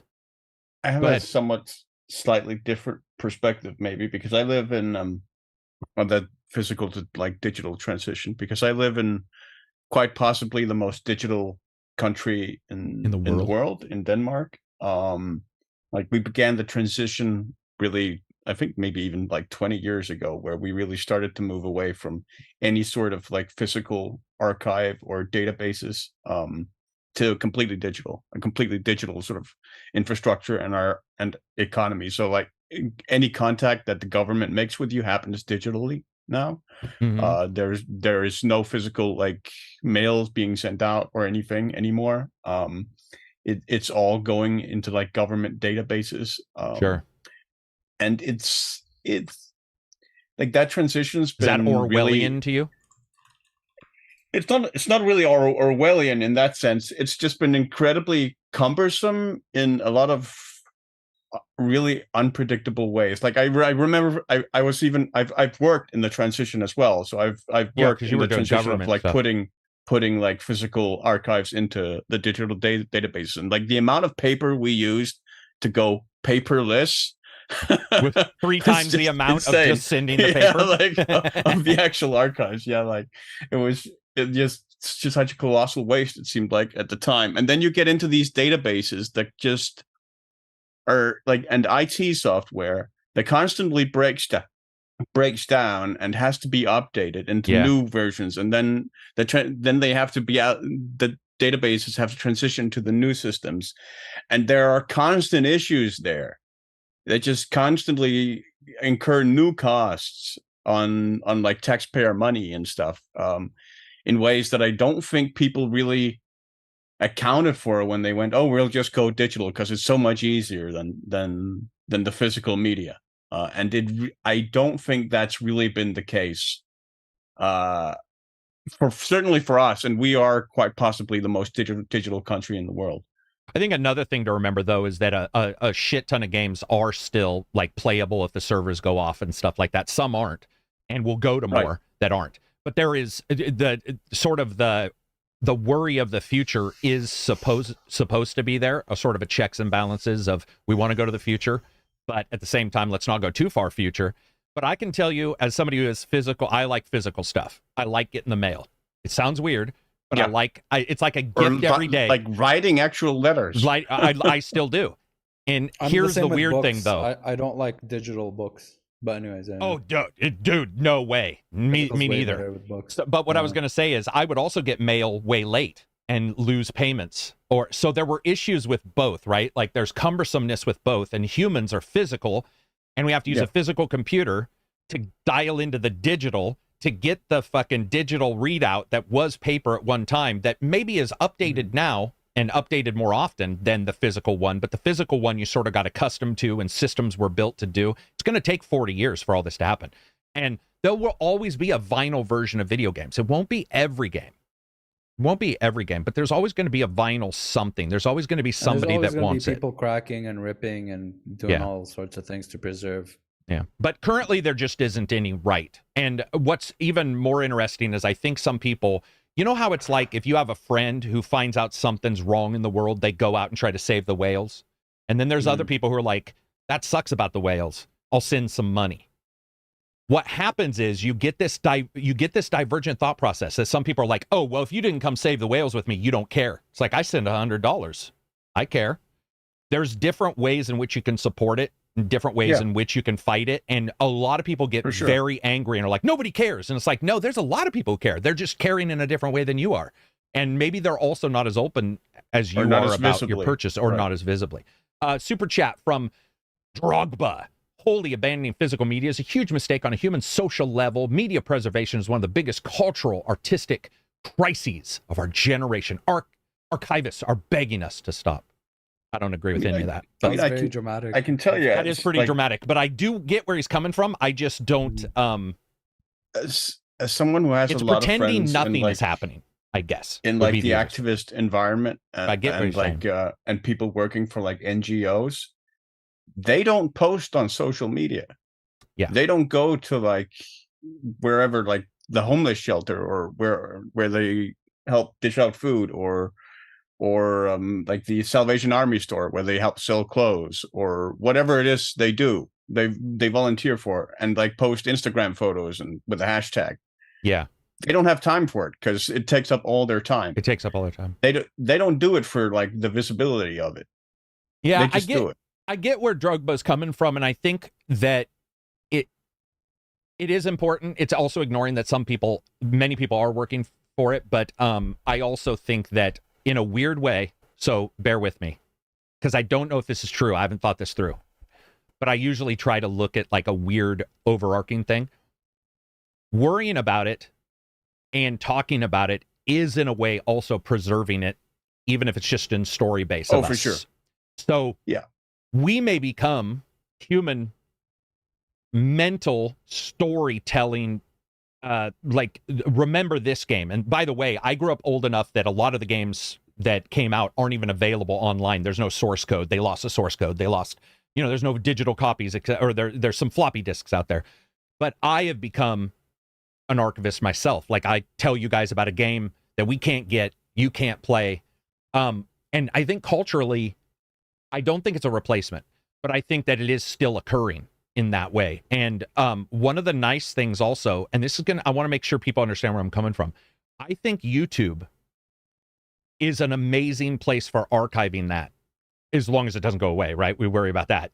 Data hoarders on Reddit will explain that to you if you ever go there.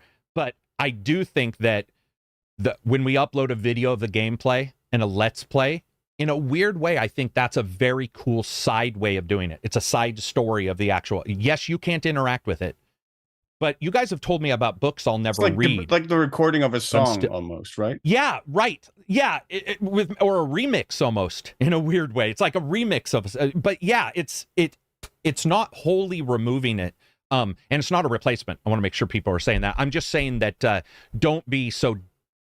It's important, but there is other stuff occurring, and I do like that we as a culture change it. But you know what we were bitching about prior to this podcast, and so I got to sort of argue with myself. We were bitching about something where I said I want people to know bad people existed, like Hitler, and we're removing that. So I can sort of argue that and say, True. I can sort of argue and say we do need to know the good and the bad, and we need to have those not erased. That's the worry, is erasure, right? Erasure's the big worry I think people have, where it just goes like, and then at some point, have you ever heard the story? Tangibility to something. Right. And But it's up to, they don't like the idea of it being up to a company. But anyways, yeah. You mean up to, yeah, right. Up to Steam to just take the game away from you for some reason. But I don't think it's realistic, but it's still, the possibility of that is still there versus I get you. Yeah, I get where he's coming from. I was going to say there's a real quick. I just want to say there's a comment that's you die 2 deaths when you die and when your name is spoken the last time. So there will be a time where I won't ever mention Conan on the Apple II again, and I might be one of the few still mentioning it, right? And then that dies its second death, and that is a sad thing. And you will be the last person. And I will be the last. Yeah, and then when I die, that'll be the last person. Go ahead, Silver. What were we going to say? Sorry, interrupted you. No, it's just that, I mean, it is also something that has happened, that games have been sort of taken away and exist in a limbo where... You're taken away from your ownership? Taken away from your ownership, Silver? Or do you just mean what I was talking about, where it's just gone and there's no... Not so much a revocation of ownership, no, but just a revocation of, like, availability. Existence. Yeah, of course. Yeah. I think even with physical games that's happened, right? But people still preserve like some of them that sell for a lot. Yeah, I think it's also like collectors like to collect, man. Yeah, I think there's just something about it that's just the analog. I always like analog things. I think there is something to be said about having things and having, like, putting the disc in and just having the tactile, dude. That tactile. Let's jump into this. Yeah. I love board games, but there is no replacement for when I invite my friends over to play with the physical miniatures versus the digital miniatures on Tabletop Simulator. And I have it's easier on Tabletop Simulator. Sometimes you can hit a button if it's scripted. It doesn't cost you anything, and yet I still own the physical stuff. So there is that. And I love the idea that I can go play it. I don't think it'll ever go away on tabletop. Right. But yeah, it's a good point. Face2BKNY, $20 super chat. Let's say PS5 Pro is real. Comes out next year when GTA 6 comes out. It would be a bad look for the Xbox brand if GTA 6 is 60 FPS on PS5 Pro and 30 on Series X, since we know Xbox ain't doing a pro console. Or will it be bad? It's a good point, but I will tell you this. No. So here's the thing about Xbox we just found out. I don't know if you guys saw this on the leaked documents. About 75% of all Xboxes are Xbox S's. About 75%? 75%. Makes sense. Okay. It does. And that's because these guys and me and you, Silver, Johnny, Reg, Idiot, Doomspow, all the guys on the podcast, we're talking to a certain group. But the actual consumer group is showing that they are okay with being able to play the game versus maxed out. We all have PCs. We all have different level PCs. Some people have low level, some people mid and high. And we all have a different thought process to how we want to experience the game. If somebody tries to compare a $400 console to a $600 one, you always have to look at the price differences as well as the age. I personally don't think in any way, shape, or form it will hurt it in competitions where you do side by side. But I'm not buying. By the way, people will say, "Oh, it's the same price." But if you already owned a PS5, it's an extra $500 because you're buying the new one. It is not whatever. It is not equal. Yeah, it's not incremental. It's not incremental. And so for those people who their parents just fucked 18 years ago, they slopped out of their mom, and they're old enough to buy themselves a console right now, that's different. But for a lot of us, we would be buying it again. And that, to me, is not comparable in a I need to worry. I I think also that Sony, Microsoft, and Nintendo, I don't know about you guys, they're showing that we can have different power levels completely and still do well. You just have to deliver good games, which we can argue Microsoft has had more difficulty than the Nintendo's others. always shown that, right? Yeah. But there's also there's a price limit. Like not one of them has a monopoly, and there's also a tech limit. So yeah, it's commensurate it can all be the drastic. time. Like I get where people are coming from, but only in here are, it's like all my friends own middling PCs. Mhm. I got a couple, but Cadiz, who's my best friend, that dude's PC is creaky. Like, he's and it's, by the way, it's the point upgrade. It's never the $2,000 upgrade. It's the I got 64 gigs. Okay, great. I got a new card. Okay, great. But your CPU is doing okay. Now I got a CPU. Oh, guess what? I got to switch a motherboard, unless it's AMD, which is usually much better support for that. So and by the way, sometimes that's expensive. Yeah, story. That's true. I'm still rocking a 2080, and I was like, I want to buy a 4090, but then I was like, but I want a new CPU, and then I was like, but that needs a new motherboard, so I'm just gonna potentially buy a new PC soon because it's getting to that point. Yeah. These are all good thoughts, guys. So if I disagree, don't in any way, shape, or form think I'm like I actually agree with the thoughts here a lot of times, but I have a lot of friends who aren't here. That group's parents think that $299 versus $499 price tag makes more sense. Yeah. Oh, Johnny left. I would say also when you look at those prices for these different systems, I think he was having an audio issue again. He's had audio issues multiple times. When you look at the prices for $299, all that kind of stuff, I've seen a lot of people get an Xbox S and then gravitate towards the X later, almost like they were hedging their bets to see if these games were what they wanted to play. And what's been interesting is a lot of the next gens haven't hit 60. And if they do, there's a lot of takeaways. There's a lot of blah, blah, blah. So if you do get a Pro, all that to me is another, it's just another iteration. And I don't really see it as I mean, most people are going to understand that it's not the same device. But I think when we look at it, maybe it's a little bit more like cell phones now, where the core functionality is the same, and then you're Got just a better camera. That's what everyone cares about. Yeah. I mean, I think you'll definitely see the framing of it in like the the framing will be there. Oh, of course, pixel peepers, as somebody called it in here, which was a perfect term. Yeah, I agree. And we might even but how effective that framing will be in like framing the public consciousness or whatever, I don't know. Yeah, I don't either. And I also don't know if at some point one of these companies won't just be able to say, oh, okay, well then we'll just make a newer version that's a little faster for us, because they are all using a lot of the same tech, which is AMD APUs. Nobody wants to go NVIDIA other than Nintendo. And Nintendo needs to ratchet that shit and take advantage of NVIDIA, which it sounds like they are. Sony messed up with that silly portable. I mean, did they mess up? It's not out yet. But I agree with you. The portable's weird. What's that thing called? Do you guys remember what the Sony's portable's called? Portal? Portal. The Sony Portal, right? Abzi, do you remember? Sony's handheld is the Portal. PlayStation Portal, PSP, Okay. Yep.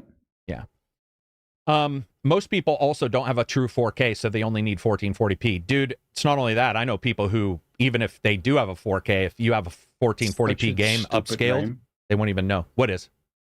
Portal. Dude, the entire thing's weird, right? I agree with anybody in here. The name like certainly doesn't make it any better. Yeah, the name doesn't do it any better. I just don't see how. Maybe it's just because I can't think of anything but the game Portal. Like when I hear that. It's a terrible name. Do you have audio issues, Johnny? No, it's all fixed. It was just a temporary thing. But also, I just took the opportunity to get a coffee to stay energized. Get a little. That's like a very London-sized espresso. That's a proper European cup of coffee. That's a proper. Yeah. He's actually doesn't have to hold it with all fingers, so he can pinky up if he wants to and everything. Yeah, exactly. Like where I come from, you got to grip it, because if you drop the pinky, you're going to lose it. Wild Ones Gaming says, ACG, how much of a difference is GeForce Now to local and visual? So GeForce now with 60 to 80 megs a second is pretty close. I was showing the Discord some pictures of Assassin's Creed, which is, I capped it at 60, and there's some blitting on the background, so darks turn to gray because there's a compression there, but they're working on it consistently, and I would say it is very close if you have a good connection. It's not even the speed of download that's the thing. It's just, if you have a quick turnaround, it is nuts, man. And it also depends on your TV. We get a lot of TVs now with AI upscalers and all that kind of stuff where they do a really good job cleaning up picture. But I've been watching high nitrate 1080p SDR movies on my 4K OLED, and they look fucking amazing. Yeah, it's pretty crazy, man. Again, pixel peepers will notice. I'm going to keep that, pixel peepers. I think it's a perfect term. The pixel peepers will notice. Yeah, all that makes me think about is just old school adventure gaming of pixel hunting. Yeah, in a point and click. Yeah. Oh, yeah. Did I miss the super chat? Click. Where can I click? Yeah. Sorry, I missed Starfield actually took me back to that with some of the planets where when you're looking for like a coast, and you have to zoom in and write that pixel where it says coast. Yeah. I agree with that for sure. Josh L, $20 super chat. Thank you guys for the super chats, man. They're phenomenal. I absolutely appreciate it. Not sure how this will manifest in games. There are many instances of movies being edited or censored based on current day sensitivities, and it sucks. Those sensitivities change. The original art should be accessible. Yep.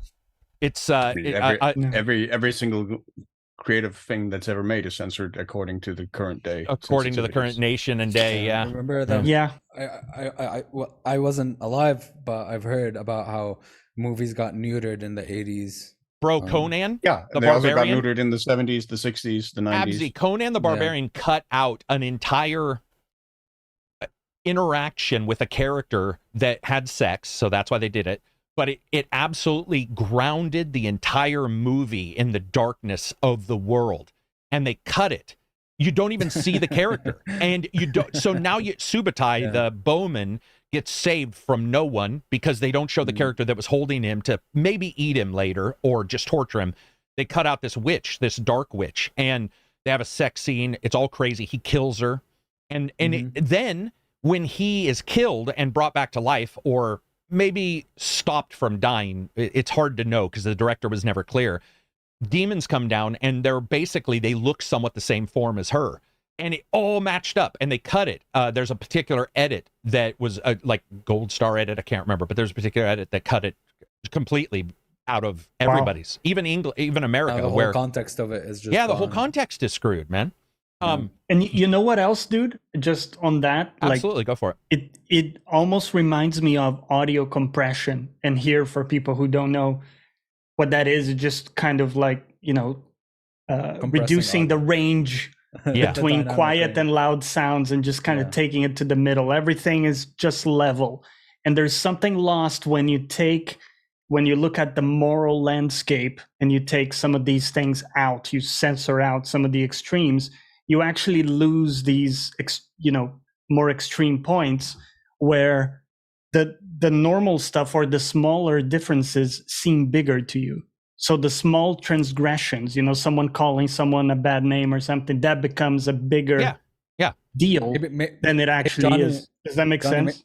Yeah, Johnny, maybe they should just compress on a 1.5 ratio versus like an infinite ratio. Right. Don't go full like 10 ratio. Well, whenever I'm talking to people about audio censoring, I'm like, all you have to do is search for a stud in your wall. It's like the easiest example. If you tap between studs, you can hear an echo in the wall. And if you tap the stud, it's dampened. And all that flavor's gone. Imagine being a person mastering a song, spending hours to go, the violin flutes up at this point and jitters here, and some dude is like 96 kilobytes and just chop it down, and you're like, a lot of mastering or mixing engineer like amateur that's ones. all it is.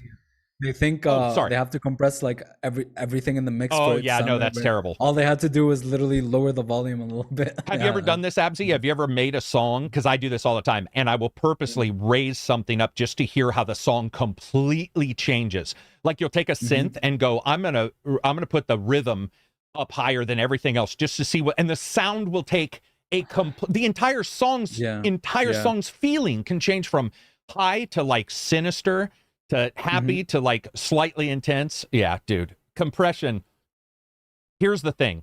Anybody who bitches about size of games needs to understand that we also don't want compression. And if you don't know what I'm talking about, load up Valhalla and start listening to some of the audio Listen effects. to the dialogue. Yeah. And you're like, Oof. oh, Yeah. or Legion. I liked Legion a lot, and I like it even more now. But Legion, when they're talking, there's that. It sounds like it sounds like a man with no voice. Like he's got, or you know, Skyrim, right? Special edition. special edition. Yeah, dude, that was some crunchy shit, man. Horizon, You'd swing a sword. Horizon Zero Dawn. Horizon Zero Dawn has it. Did they? Did they have that? At least in the It's PC so port, long the ago. voices- Maybe. Yeah, the maybe. Because the voices were special very- edition is the only Skyrim edition that has it. And I think it was to Yeah. get it on the Switch cartridge. But yeah, Yeah, so if you're complaining about size of games, be aware that a lot of these devs don't want their voices and audio compressed until there's better versions of compressors. And they're So- consistently looking. How much do you think of this game size is from audio? Because A lot. obviously you have, textures, Most of it, I video, all think. this stuff. Yeah, Really? a So you- lot. I think a big part, like if you look at a pie chart, I think sound takes a massive cut of it. I know it does I think that's why you because... see like Wow. Go for it. Go for it. yeah, that's why you see like Call of Duty, where it isn't as big as some other games, but it requires a 138 lot gigs. Yeah, because they don't compress their audio. They don't That's compress why you their got audio, really nice, good. Also, I sounding don't know guns. about you, Absy, but I think a lot of people don't know MP3 is compressed. So I'll see Yeah, people MP3 say, is- yeah. I'll see MP3 people is say, very well, just compressed. compress it. And I'll be like, whoa, you already compressed it with MP3. Like, if you've MP3 is compressed it, very compressed. you don't compress it Yeah. again. And then if it's a streaming engine, it has to uncompress it to play it. And that causes Yeah. streaming stutters. So it's like you can't compress it too much or get a compressor that's really good but Yeah. super intense, because then you might Yeah. get audio stutters or delays. And we talked about this with the Borderlands guys when the audio engineers were here. They were having an issue with their MP3s having latency because it was quite literally going to get the sound. And so on their minigun, it's a MIDI instead. The guy changed it Yeah. to a MIDI. He's like, That's oh, that smart. doesn't. Yeah, That's it is smart. smart. They even said Yeah. behind the scenes, they were like, this chain gun was Just having a MIDI delay. going like drrrr. Yeah, so they Yeah. changed it so it loads that spool of a minigun MIDI as an file. MP3, Yeah, yeah. and then the MIDI file is like, brrr, and so you can get the more instant sound. It's super intelligent. Sick. That's Only actually audio sick. guys will be like, what if I go back Yeah. 16 years and I Yeah, audio fiddle is with always this shit? very, very tricky, man. I don't know why it's just like always been. It's always ignored, and it's the greatest thing ever. like the digital side of it, right? Like, it's always been tricky. It's down to like the OS, Windows OS can't seem to fucking figure out volume, and you still like going to see like a live orchestra or something. There's just no. There's I no don't think you can comparison. solve that. You're taking, let's say like 15 points of sound coming, like 15 speakers essentially, and reducing it to 2 mono speakers where everything is just going through that one Yeah. thing. And I don't know, man, it's very tricky. Yeah, Very I mean that's why we're seeing people with 15.1, Atmos. Is you there know. actually? Is that a thing? Bro, Damn. there's like 27.1 now. Oh my Yeah. goodness. What's IMAX? Like IMAX has a bunch of speakers. IMAX right? has a bunch too, and they're really good. But here's the big problem: they're not, and they try to get the resonance of a violin or whatever. But a violin is infinite cones of sound. Yeah. It's infinite. Mhm. It's not. There is no this. There's the entire There's no instrument. yeah. Well, I was just going to say, I was talking to somebody who does violin, and she was saying that some of the sound from the violin isn't from the head, it's from the fingers, it's from the scraping of Yeah. guitar. You guys know, Guitar, you'll hear, shink. you'll hear Yeah, yeah. shink. Yeah, Yeah. you'll hear the Yeah, finger, and some people do it on purpose because that is a sound. It's like, That's replicated in sound. digital form Yeah. as well. yeah, and Yeah. you get all this stuff, and you're just like, come on, guys, Yeah. I just, There's just something about analog, even records, man. There's just something about Dude, that I lostness. went to the Final Fantasy. This was about 10 years ago. Final Fantasy concert came to my town, Mhm. and you guys know, Nice. I'm just not.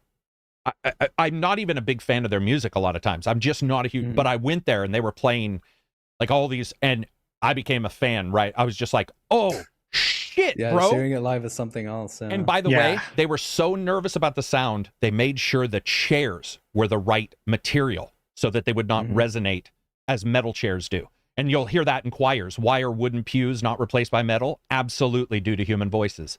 So you get a lot of churches won't replace the pews. They'll all be metal. They also make less sound when somebody's sitting down other than a creak. But their resonance is more warm, for a person. Have you guys ever been in a place, you know, where it's got like a metal item? You'll crank music and you can hear it literally going like me in the back, and you're like, God, fucking sucks. We just went off on sound. Sorry, guys. Anybody listening is like, what are they fucking talking about? But well, that was it. So Microsoft, Ben, this started with Microsoft leaking their documents. Jesus Christ, man, that was a long time ago. That was yesterday. I didn't even remember. We have anything else from Microsoft?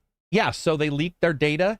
If I was Sony, I would look at it, not make perfect plans, but I would certainly make sure that there were release dates, you know, plans for possibly fighting whatever Microsoft has.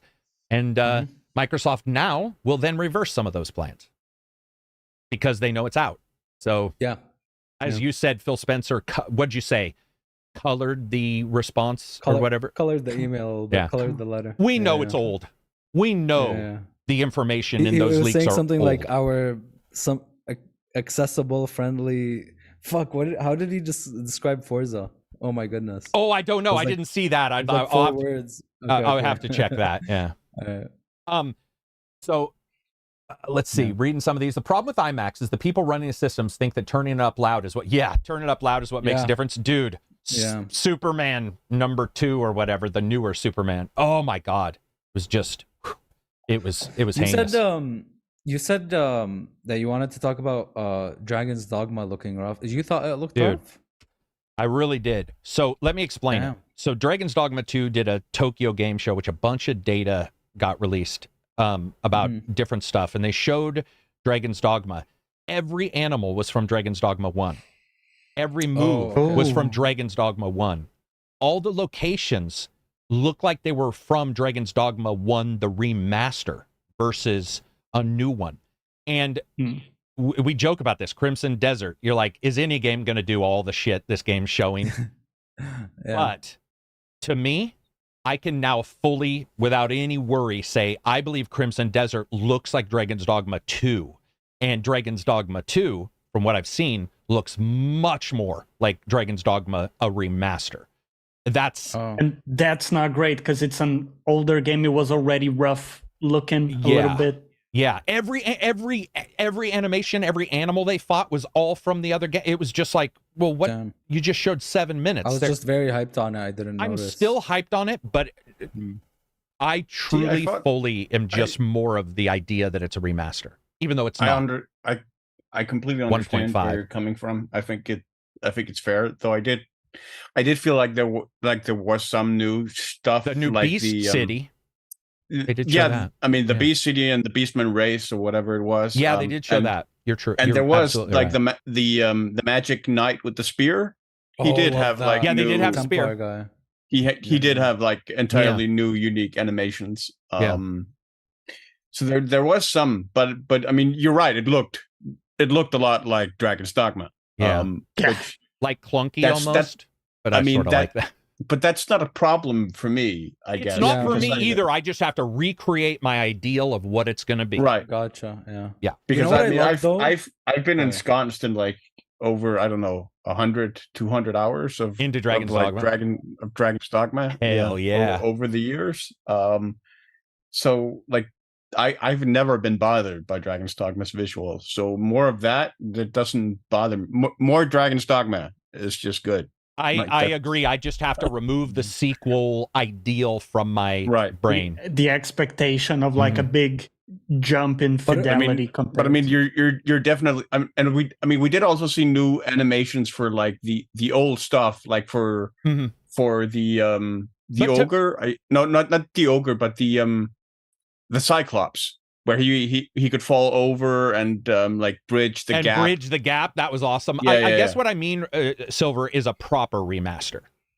It feels like a proper, not Ubisoft, just up-res remaster. Yeah, I mean, they up the engine. You mean it looks more like Dragon's Dogma 1.5 than 2.0? To me, for sure. Saying. Yeah, right, and by the way, again, Dragon's Dogma is one of it is. I never do game lists, but if I had to list 5 and somebody reminded me of Dragon's Dogma, it would be in the 5 top. It's phenomenal, and I will play a very fair point. I'm just excited for the systems.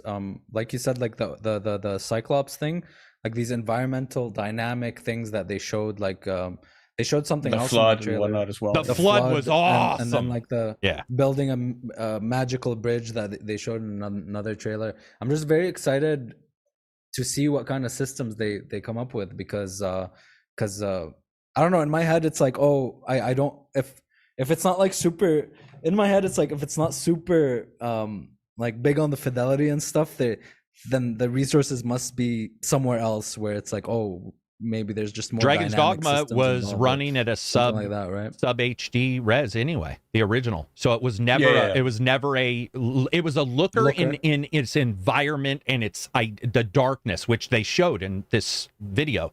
True darkness. No game does true darkness, guys. It's blue. Every time you go outside in a game, they're like, bah. So in a way, it's Dark Souls 1 to 2 with Dragon's Dogma, which, by the way, Dragon's Dogma took so many tricks from Dark Souls. I'm okay with that. I just thought it was going to be Elden Ring. Not Elden Ring, but I thought it was going to be like just more. Right. You know, Crimson Desert's got, you know, you're seeing the horses and him kicking, and you're like, oh. But in this footage, they actually showed him also once again walking with a wagon, which is the premier quest in the original Dragon's Dogma. I was like, with the snake, the Hydra's head. Yeah. One of the best. I know a lot of people quit the game at that point because they thought it was slow. To me, the progression of nighttime, and when you see Grand Soren, you see this fucking castle and the lights, and it's getting dark, and you're like, oh my God, this is awesome. That was the excitement. So I'll probably love it. You know, I probably will. I just have to remind myself. I had fun with Dragon's Dogma. My friend's pawn was so awful, I booted it from my party. Dude. You sure it wasn't my pawn that you booted? Because my pawn was pretty awful. Well, not only ugly, I think he said he was just so awful. Like, my pawn would always smash everything. Oh, yeah. I had a lot of complaints from friends who were like, dude, your pawn is just kicking the shit out of boxes and won't attack anybody. I'm like, hell yeah, he was, because that's what I did. There would be griffins and shit, and I'd be like, nah. I'd be smashing boxes and grabbing shit, and yeah. I remember travel in Dragon's Dogma being annoying.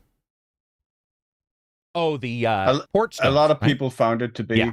I loved it, but I get because why. you were going through like the same areas, fighting the same stupid harpies over and over and over again, which got really repetitive and tiresome for some people.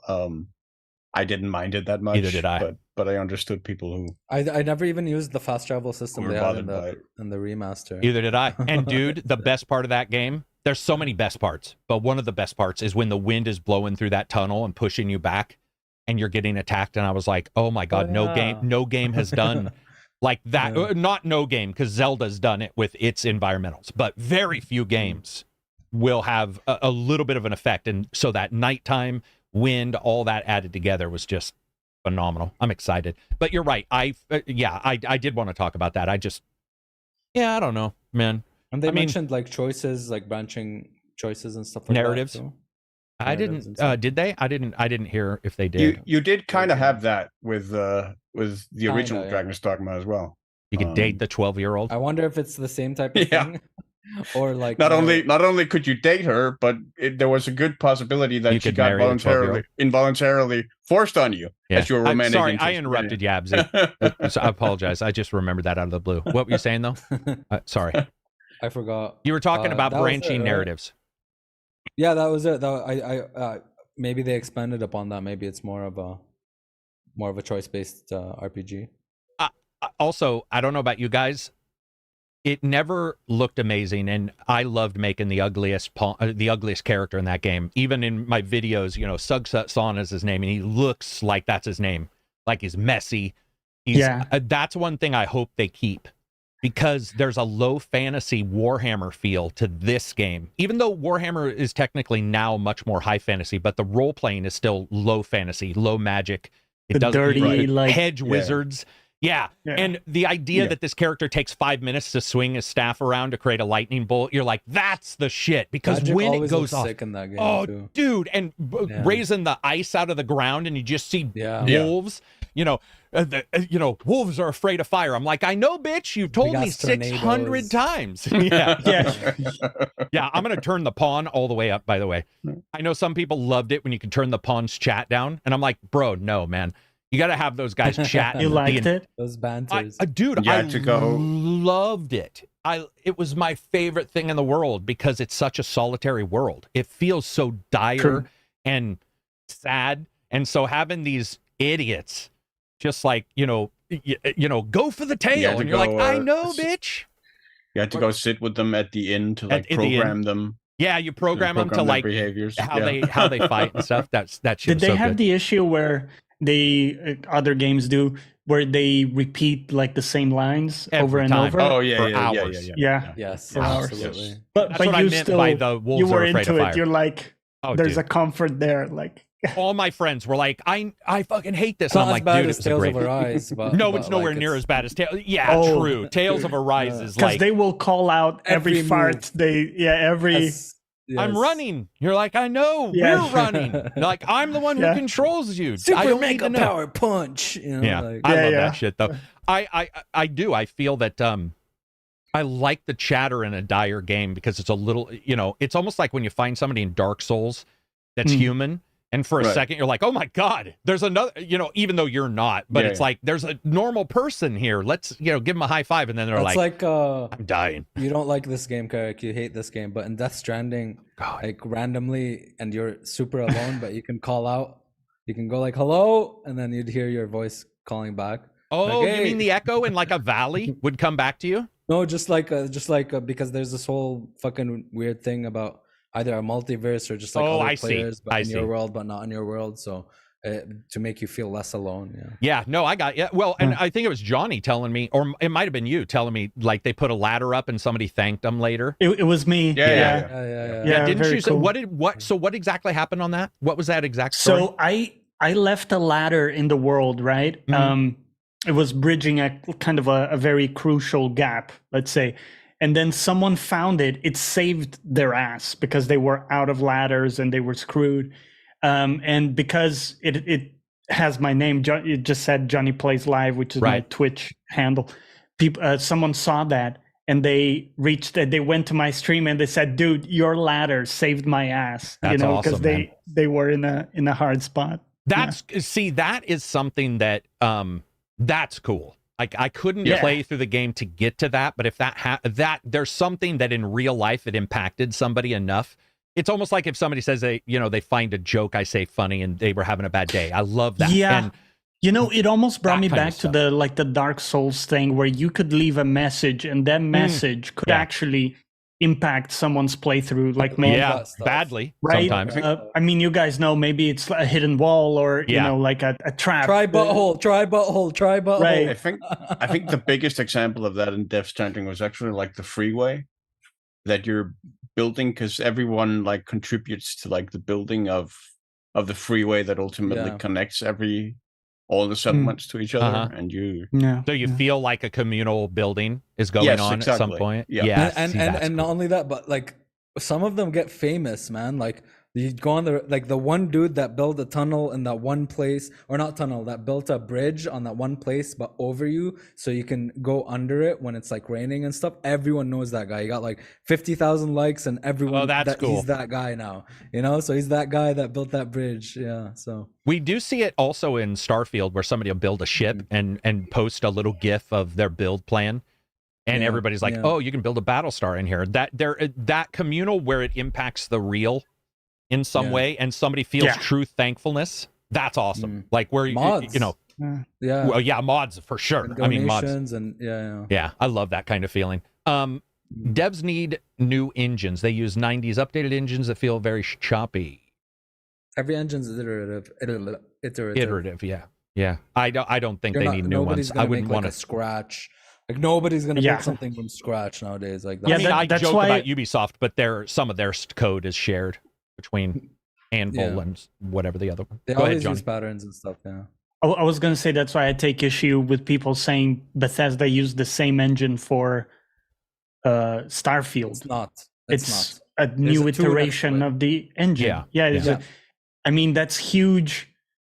I don't think people understand. It's like, first of all, it would make very little sense for them to create a brand new engine from scratch because, what they have works well for the type of game they like to make, right? With the Yeah, interactions. the and all platform that. for Nexus mods. Yeah. Yeah.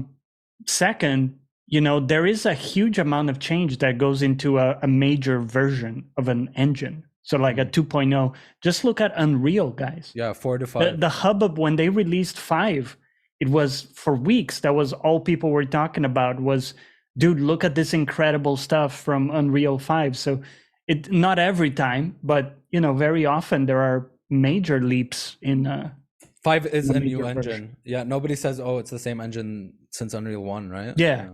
Even though, just like Creation Engine, which, by the way, I have my issues with. Of but course, yeah. just like Creation Engine, where, yeah, Unreal is iterative as well. And so whenever I hear somebody talk, I'll be like, well, yeah, it's new, but it's also iterative. And they do that on purpose so that a developer can work with the new stuff and work with the old stuff. For example, I'll see people complain about, Ubisoft needs to switch their engine. It's like, no. That's their developers. They've done their studies and they identified that every 45 seconds you need to see something. That's like talked about at GDC. Yeah. We disagree. I personally think nested groups of somethings is far more enjoyable. So you have this downtime where you're like, oh, there's nothing. And then in a weird way, by the way, I wanted to ask you guys this. For the people who like Starfield's exploration on planets, I am starting to believe that the reason why it's so sticky, especially in my Discord, which I've just never seen, I'm just blown away by how sticky it is. I did not think, but what I'm wondering is the distance is bigger sometimes between those points of interest. You have, you can be traveling for 5 minutes to a point of interest, though you can see it. Maybe that's one of the reasons why for those people who find it sticky, that's what they're liking. Because I'm hearing a lot of people love that kind of thing. And yeah, the thing is, you're either gonna love it or hate it. I think. For me, for example, if you're not into the game loop, I'm very, very much into the game loop of the Bethesda looting, the looting containers, and kind of infiltrating outposts and seeing little notes and stuff like that, and as well as getting from A to B. So that traveling. I like the surveying, right? I like seeing it go to 100% and see me surveying these different plants and animals. I think most of it, honestly, weirdly enough, is because of the sound effects when you pick stuff up. I really like those little sound effects. I agree. But if you're not into that gameplay loop, if it doesn't satisfy you, you're gonna find it boring to do that. Like Death Stranding for me. Yeah, I had a very hard time with it. Like I didn't enjoy Starfield as much as you guys. I just couldn't connect with it. And I think, that's completely fine. I don't think it's for everyone. A lot of it was actually like that I would have preferred to just like walk on the planets and not have the like jetpack. all these points of interest. Okay. Because it's the same thing that really sort of alienated me from No Man's Sky as well, where there's a huge emphasis on this. You're charting the uncharted frontiers of space, right? So here's 15 outposts. And so here's like 15 mining facilities Dude, and I get it. research stations and whatever else on this planet, but no one's actually bothered to survey it. I mean, here's this planet where New Atlantis is on, but no one's actually bothered to survey it. So by all means, go ahead. Like that stuff really sort of ultimately detracted from my experience. I was get weirded out by that because I thought they were like they kept hinting on barren planets, right? They kept. I mean that's the funny thing, because those were actually the planets I enjoyed the most. Was just like the barren ones that was just some resources and life forms and. Yeah, and it was just basically the star sky and maybe like one or two moons or whatever above that really sort of reinforced the sense of this being an outer space, an alien world or whatever.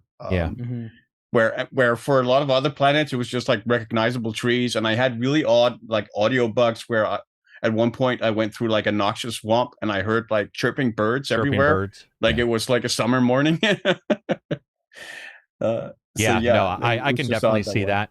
I think for me, I don't know. I know why it's sticky in a general sense, but I don't know why it's so sticky in a later sense, especially for somebody like myself where I'm still playing it. And I love finding an abandoned facility and then finding one with some, pirates on it. And I sold myself the lie because I think in all games you have to in some way sell Yeah, yourself yeah, a couple yeah. lies. Especially Yeah, you Bethesda do. games. Especially, so I sold myself the lie that, oh, Atlantis, yeah, it's where people congregate for safety, and outside that, they haven't done the searching they need to do. But Outer Worlds, and I'm going to say this, and I believe it, Outer Worlds did a couple things much better. One of the things they did was there was one of the planet landings where you could land in two different parts because they warned you. One part, it was a planet with a lot of wildlife, and one part was more dangerous than the other part. But Yeah, I remember that. one Yeah. required maybe you fight humans, and one. But I remember going, You need oh, like a pass or something. yeah, and for there was one of this them. idea of Yeah. the wildlife had taken back over, and I felt Mhm. that Outer Worlds is a hub game. It's not even the same. You can compare them. You can compare anything, but this part isn't super comparable. But I remember going, oh, I would have liked a little bit of that, but we don't know if that'll be done in a patch. But it's very sticky, and it's sort of awe-inspiring to me to see a game that sticky for so many people. But it's also like funny when you tie it into like the Constellation faction, and you start thinking like, wait, what were you guys actually doing before I got there? Yeah. I think we even wasn't there like a dialogue option that I think I asked Sarah or something that where I was like, what the fuck have you guys been doing? And she was like, well, I don't know, like a little bit of this, a little bit of that, studying the artifacts or something. And Every we game haven't has gotten the far at hero all until moment where came you with them. realize you're driving the narrative, you know? Yes, you Yeah. are 100% driving. Yeah, a you're just like, Constellation. oh, you know, nobody. The one thing I did like in Starfield a lot, even though it didn't work perfect, and this is the same thing with No Man's Sky, is I do like wildlife interacting with each other. You'd see them hunting each Oh other. yeah. You'd see, and you'd be like, okay, great. So there's some simulation going on. Some AI life I thing. enjoy. There was an that. ecological system. Yeah, there was Yeah. something Of there some to kind. feel. Do you guys remember? I'm sure you do, but Morrowind was one of the worst. If you turn the cell drawing up in your eye and in Morrowind, you would see the enemies not moving. They would be in front of you going until you got near them, and the AI would be like, oh shit. Cliff Racer Cliff hanging in the racers sky. are absolutely who I'm talking about, by the way. And you'd see those sons of bitches on a mountain, and I hated cliff racers because they were harder to hit in the sky, and be like, oh my God. So I'd skirt around them. And I think I used the cell cheat just to skirt the cliff racers most of the time. Question for the podcast. Based on the personality and political orientation, if the podcast were the UN General Assembly, which country would you likely be? Oh, me, Canada, for sure. I mean, laid back, but politically neutralized. Oh damn, Canada. That's a bit. It's flaccid. a joke. I'd be United No States. offense. I'd Yeah. be United States. Flaccid. Canada's flaccid. Canada's just the pissy upstairs neighbor that gets mad at the people below him having a party. So aren't they like the British where they apologize before the sentence and after? I don't and know. like- Oh yeah. Sorry. Here's a cup of coffee, and you're like, what? What's Yeah. the biggest capitalist country? Is it Japan? Is Japan like the most capitalist country? No, Singapore, I would say. Okay, I'd be Singapore. I guess.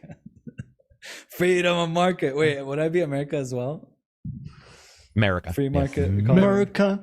America. But you know, for Starfield, I've heard the kind of complaint or diss where people are calling it Fallout 5, and they're going like, at the end of the day, it's the same game with a space skin. Bro, people Now, said obviously, Elden I Ring think is- it's very reductionist, right? And Yeah, probably yeah. people are just having a go. They're just kind of But I mean, if Spider-Man 2 is awesome and Spider-Man 1 is awesome, then if somebody calls Spider-Man 2 Spider-Man 1 times 2 to get to 2, like, it doesn't make any sense. It's like, that's great. If it's Fallout 5, I awesome. guess my question is like, Why would that how be a different problem? do you think really is, you know, Starfield as a game compared to, you know, you could say Fallout 4 or something like, That's because easy. it definitely feels familiar, doesn't It it? feels familiar, but you're doing a billion things different in both of them, including going to 1,000 other planets. Like, at some point, you're just like, what does that even mean? Yeah, are we But ignoring the we- 1,000 plants? we aren't. You are right on the reduction, you know, kind of ideal, and it's not in the. It is. You could consider it post-apocalyptic. We had this discussion in chat, by the way, too. Is Starfield post-apocalyptic or not? Because there was an apocalypse, but people were already, you know, they. Yeah. I don't want to get into spoilers, but there's a discussion to be had for that. But if you told me that, I'd be like, thank God, because I actually like Fallout and I like Starfield. So to me, the reductionism is only if you buy into to the sort of baited discussion of ha ha ha. It's almost a troll thing where if you give it attention, like if you get it's triggered only by The Last of Us 2, and you're like, all right, but what the fuck does that even? It's only Uncharted 4. Okay. I think the proper framing of that argument would less be it's Fallout 5 and more be it's a Bethesda game, because that's what I said in the review too. Very much, yeah. But it is very much a Bethesda expect, game for you're all absolutely details right. and But shouldn't we expect that, a Bethesda game from Bethesda? Yes. That's what we're saying, is that the argument is more like when I say, do you still beat your wife? That, by the way, that's not a joke. That's an actual debate thing you have to fight at. They'll teach you in class how to fight those kind of comments, which is where any answer you give you just lose any answer. You already lost. Yeah. So it's so that people understand that's not a frivolous joke. That's actually a very heated thing that occurs. And in debate class, or you will be if someone taught how calls to you a fight those. racist, almost like any answer. Or the big one, by the way, when somebody says to calm down when you're talking normally, and it's very difficult to come out from calm down. So when somebody says calm down, you're like, but I am calm. I'm calm. And they can say, whoa, now you're screaming. And there are getting ways, defensive. by the way, to get around it. You remind me of my ex, man. God damn. Yeah, but I think when we look at it, I think it's easy to say it's Fallout 5 and then also agree with that person and then use that against them. But you could also, just destroy the reductionism and say, it's not. You could also give examples of other games. But I mean, there is also one element that really, really sets, I think, Starfield apart from all of Bethesda's other games, which is the New Game Plus. Certainly for me. And just sort of changes, because that really sort of one of my main issues with Bethesda's game was always the do everything with one character bit. Yeah, right. You have one character who goes to the Fighters Guild, the Mages Guild, and whatever, and you can still do that in Starfield. You can still join all the factions, except one of them, right? Yeah, without any consequences. I mean that depends on whether you make a choice later on. Yeah. For the story, not going to spoil anything, but but you can still join and do stuff without any consequences. Jack of all trades, kind of joining everybody. But the new Game Plus system allowed me to go, this run with this character, I'm going to go with the colonial administration. This run I'm going to go with the Aquila systems. This run I'm going to go pirate, and give a different flavor to every single playthrough. And that really sort of actually managed to maintain my interest in the game for a lot longer than it would have sustained it otherwise. For me, I feel exactly the same way. I liked having the normal game because I was able to then look at Endgame Plus and what did it change. But Endgame Plus, and then Endgame Plus, and then Endgame, and some crazy stuff starts to happen. Shit happens, yeah. I know a lot of people get the generic one, but there are not generic ones that you're like, what is happening? Apparently, there's one where you can't save. Okay. Okay. No, that's a technical thing. So no, it's not. It's a feature. But you're saying that go ahead. What you were, as long as you don't give any story spoilers. No story spoilers. One of the new game pluses that you can get apparently is that you can't save at all, and when you die, you die. So like a Iron Man N+. Reload like an Iron Man N+. Wow, that was that's interesting. Can you imagine if you need an update to that game or something? You're going to save, and it's like. You can't. You just play until you die or exit the game, and then that's you move on to the next. Or you go to the end game plus for that end game. Yeah, the other end game. Yeah. So it does the thing where I can't say shit. Okay. Yeah, we can't. Cool. Yeah, I didn't even beat agree. the game. I spoiled it for myself, but yeah. But I bet you didn't spoil all of them, because I think you would have leaked spoil, at least one of these that I saw where I was like. Are you fucking kidding me? What's happening? Oh, I saw one of them, but I can't say because that was just a straight up spoiler. I think that's what. Then again, is it a spoiler because you might never? It's a spoiler unless somebody wants to. I always say passively. There's a difference. If they searched for it, it's one thing. If we say it randomly, it's another. Yeah. And I think especially if we did a spoiler cast and say we're going to talk about N+, they've searched for it and they know. Exactly. Go ahead. What were we going to say, Johnny? Well, I was going to say, most games, maybe not most, a lot of them, the new game plus is simply you play through the same game you keep your items right, and that's it. No. So it's cool to see them do weird, let's just say weird stuff, because I'm I sorry. actually You don't mean know. other games? I apologize. Other yeah. games. I thought you meant Yeah, I mean like Starfield. I other apologize. games. Mhm. Yeah. You look at those and simply it's harder enemies, Absolutely. and you Yeah. have your items right, or your gear that you've collected, which is cool, but it doesn't I agree really with fundamentally Silver. I change. think that is a fundamental change that we've never seen, and it also allows for you, if you want to, just endgame plus, because a lot of people weren't understanding that to get to the endgame plus the second time it's very easy, and there's a reason why to sort of do what we're talking about. And I think that that's cool because you don't have to do that, and that's what I did. Yeah. I chose to not do it, and I found some quests were different in a world that appeared to be the same, and that's why I was shaking my head no, because I was like, I saw one that for sure you can play appeared it to like be a the same. roguelike straight up. Yeah, Like Shroud played it up until like NG plus 13 or something, just literally just doing the roguelike thing. Yeah. When we look at these games, it's like I did the video. I'm going to go ahead and play it live, but I talked about the October games. I did the video. When was that? Yesterday, I think. So we have a lot of amazing games just coming out in October. The first one I want to talk about is Mirage. So as long as somebody doesn't think it's the old games and understands that it's a merging of old and new, I think people are going to be pretty happy. I think graphically it's a little off. It's a little older looking than I would like, but overall what I've seen looks spot on. It looks pretty spot on. So in terms of like scale of a game, because when you look at Valhalla, Odyssey, those are just full scale productions. No, this one's like 30 to 40, right? 40 this hours, one's 30. Apparently.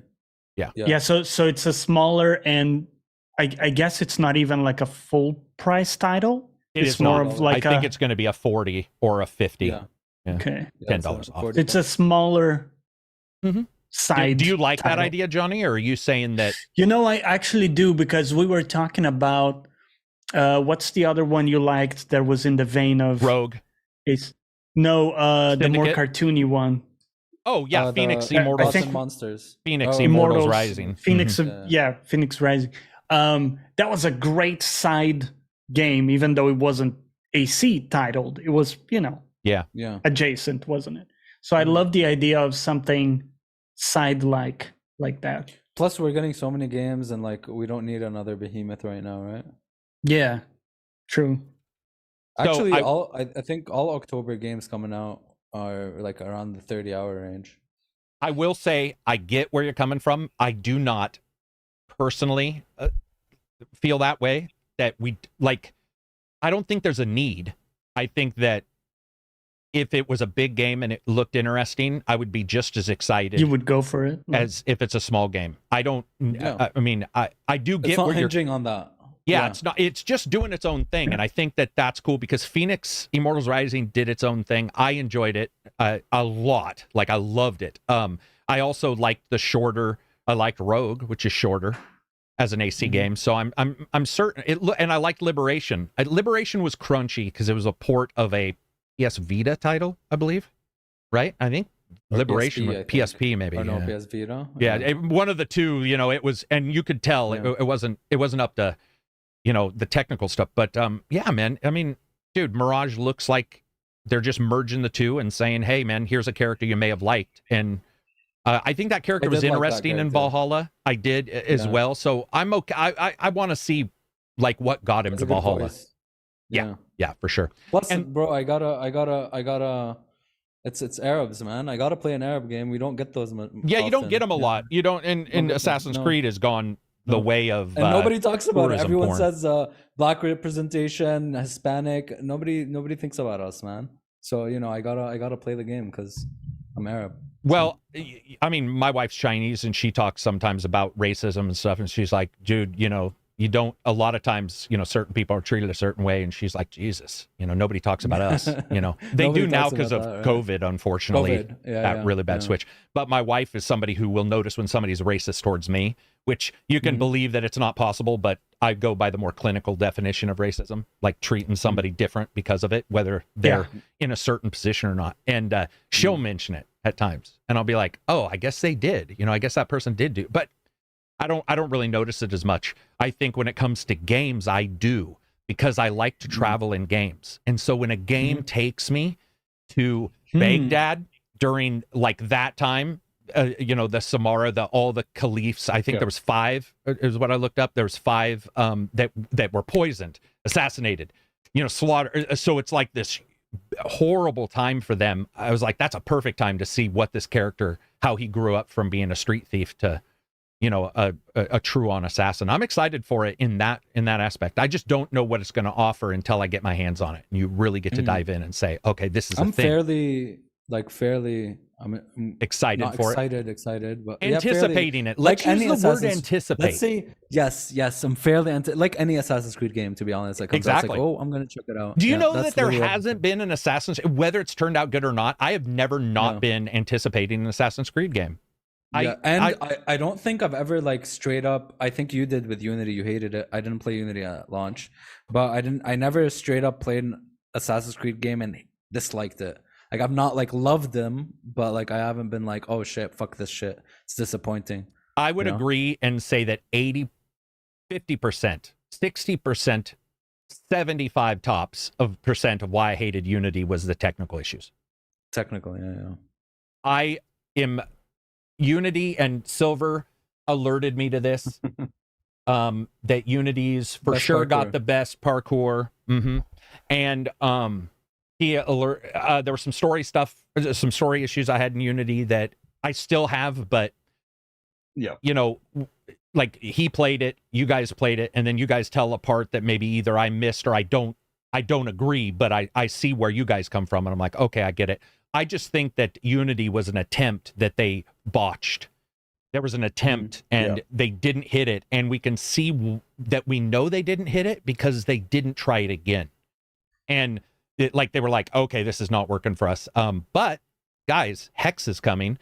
You know, I've had people who are saying that Aztec is still coming. So it's like you have these these future titles in unique places that could be Unity 2 in how they handle things. So I mean, I've never not anticipated one of their has there been a bad Assassin's Creed? A bad one. Straight up bad. I mean, straight up bad. I'll take Unity off the table. The closest would be, or the only ones I think would be some of the side-scrolling ones that I still haven't gotten to play. Oh yeah, the smaller titles. Hang on, I'm answering a review code thing. What were they called? Like the Legends or whatever. Wasn't there like a China one? Yeah. That was the one that introduced the character who goes on to become like Ezio's apprentice. I forget her name. Oh, okay. But yeah, Ezio's apprentice. Okay. I played the side ones. I didn't know. You didn't? Are you excited for the Prince of Persia one? Because that looked really good to me. Yeah, whether it turns out good or not, right? But I gave all the side-scrolling ones a chance, even though I didn't like the first one and didn't like the second and didn't like the third. I'll give them a chance. There you go. I'll give the VR one a chance, even though I'm going to puke through the entire game. I was just really stunned they did a VR. They're doing a VR Assassin's Creed. Like that's ballsy, man. There's a lot of movement in those games for a VR person. Yeah, it's kind of crazy. AC DLCs are fire. Yeah, AC's DLCs are just insane. You know, Jack the Ripper from Syndicate's probably one of my favorites. Atlantis, Ragnarok. I mean, the DLC for Unity as well was good. Yeah. Did that add more detective stuff in the DLC for Unity? Because Unity also had the detective shit, right? I don't remember if it did. I don't remember either. I mean, it added a new sort of town section to like outer skirts of Paris, and interesting, where you had to go down into like the catacombs with like serious horror elements and stuff. And of course, it also had like it took Anno to some pretty interesting places because he was left like basically a drunkard after the events of Unity. And I don't want to spoil Syndicate DLC because Syndicate's my favorite AC probably of all time, and I would definitely say Syndicate did the same thing. They like to revisit those characters later in some of the DLCs, and I think that's some of the best DLC is when they show a character that And there's some stuff in Jack the Ripper. I was like, what the hell is going on? I really like that. I also like that they have occasionally brought the characters to the other games.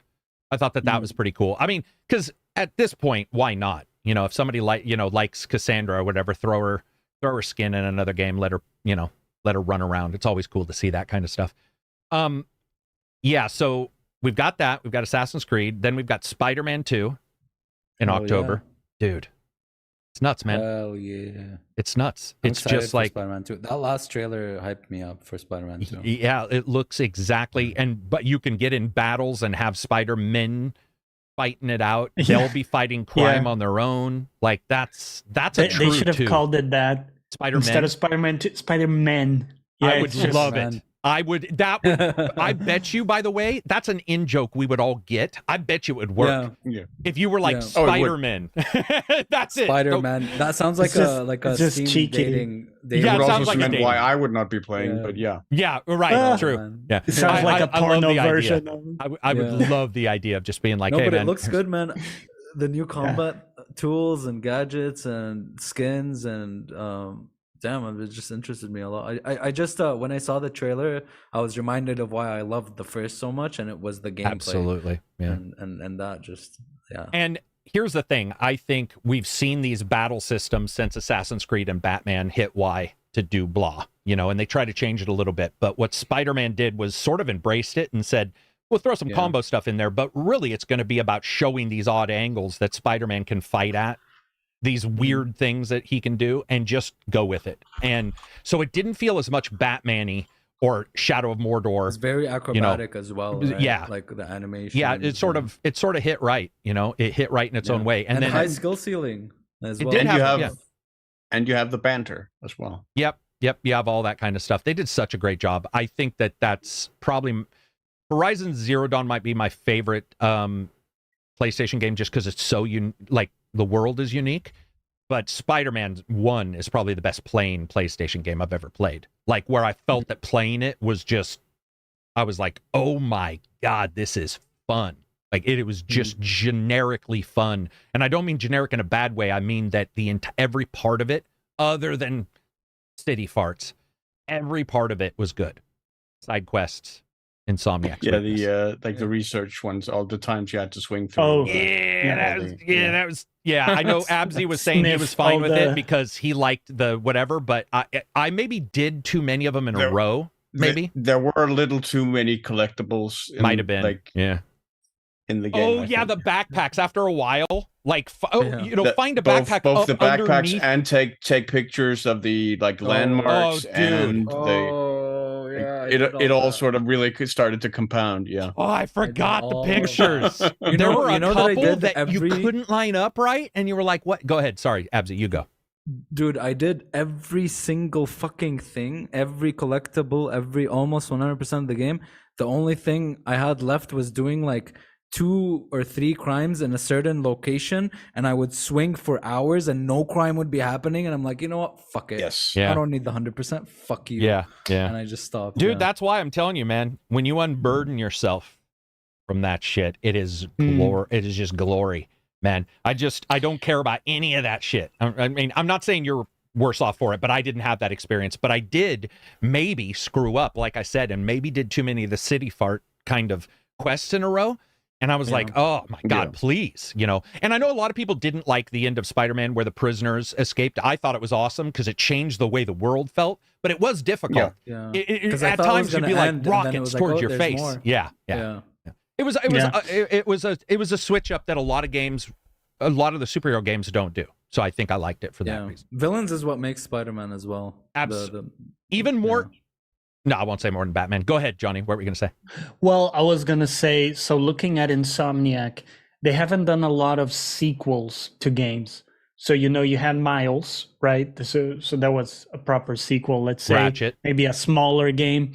Ratchet is a sequel, but, they didn't do the prior Ratchet. So in a way, it was their first go at a Ratchet game.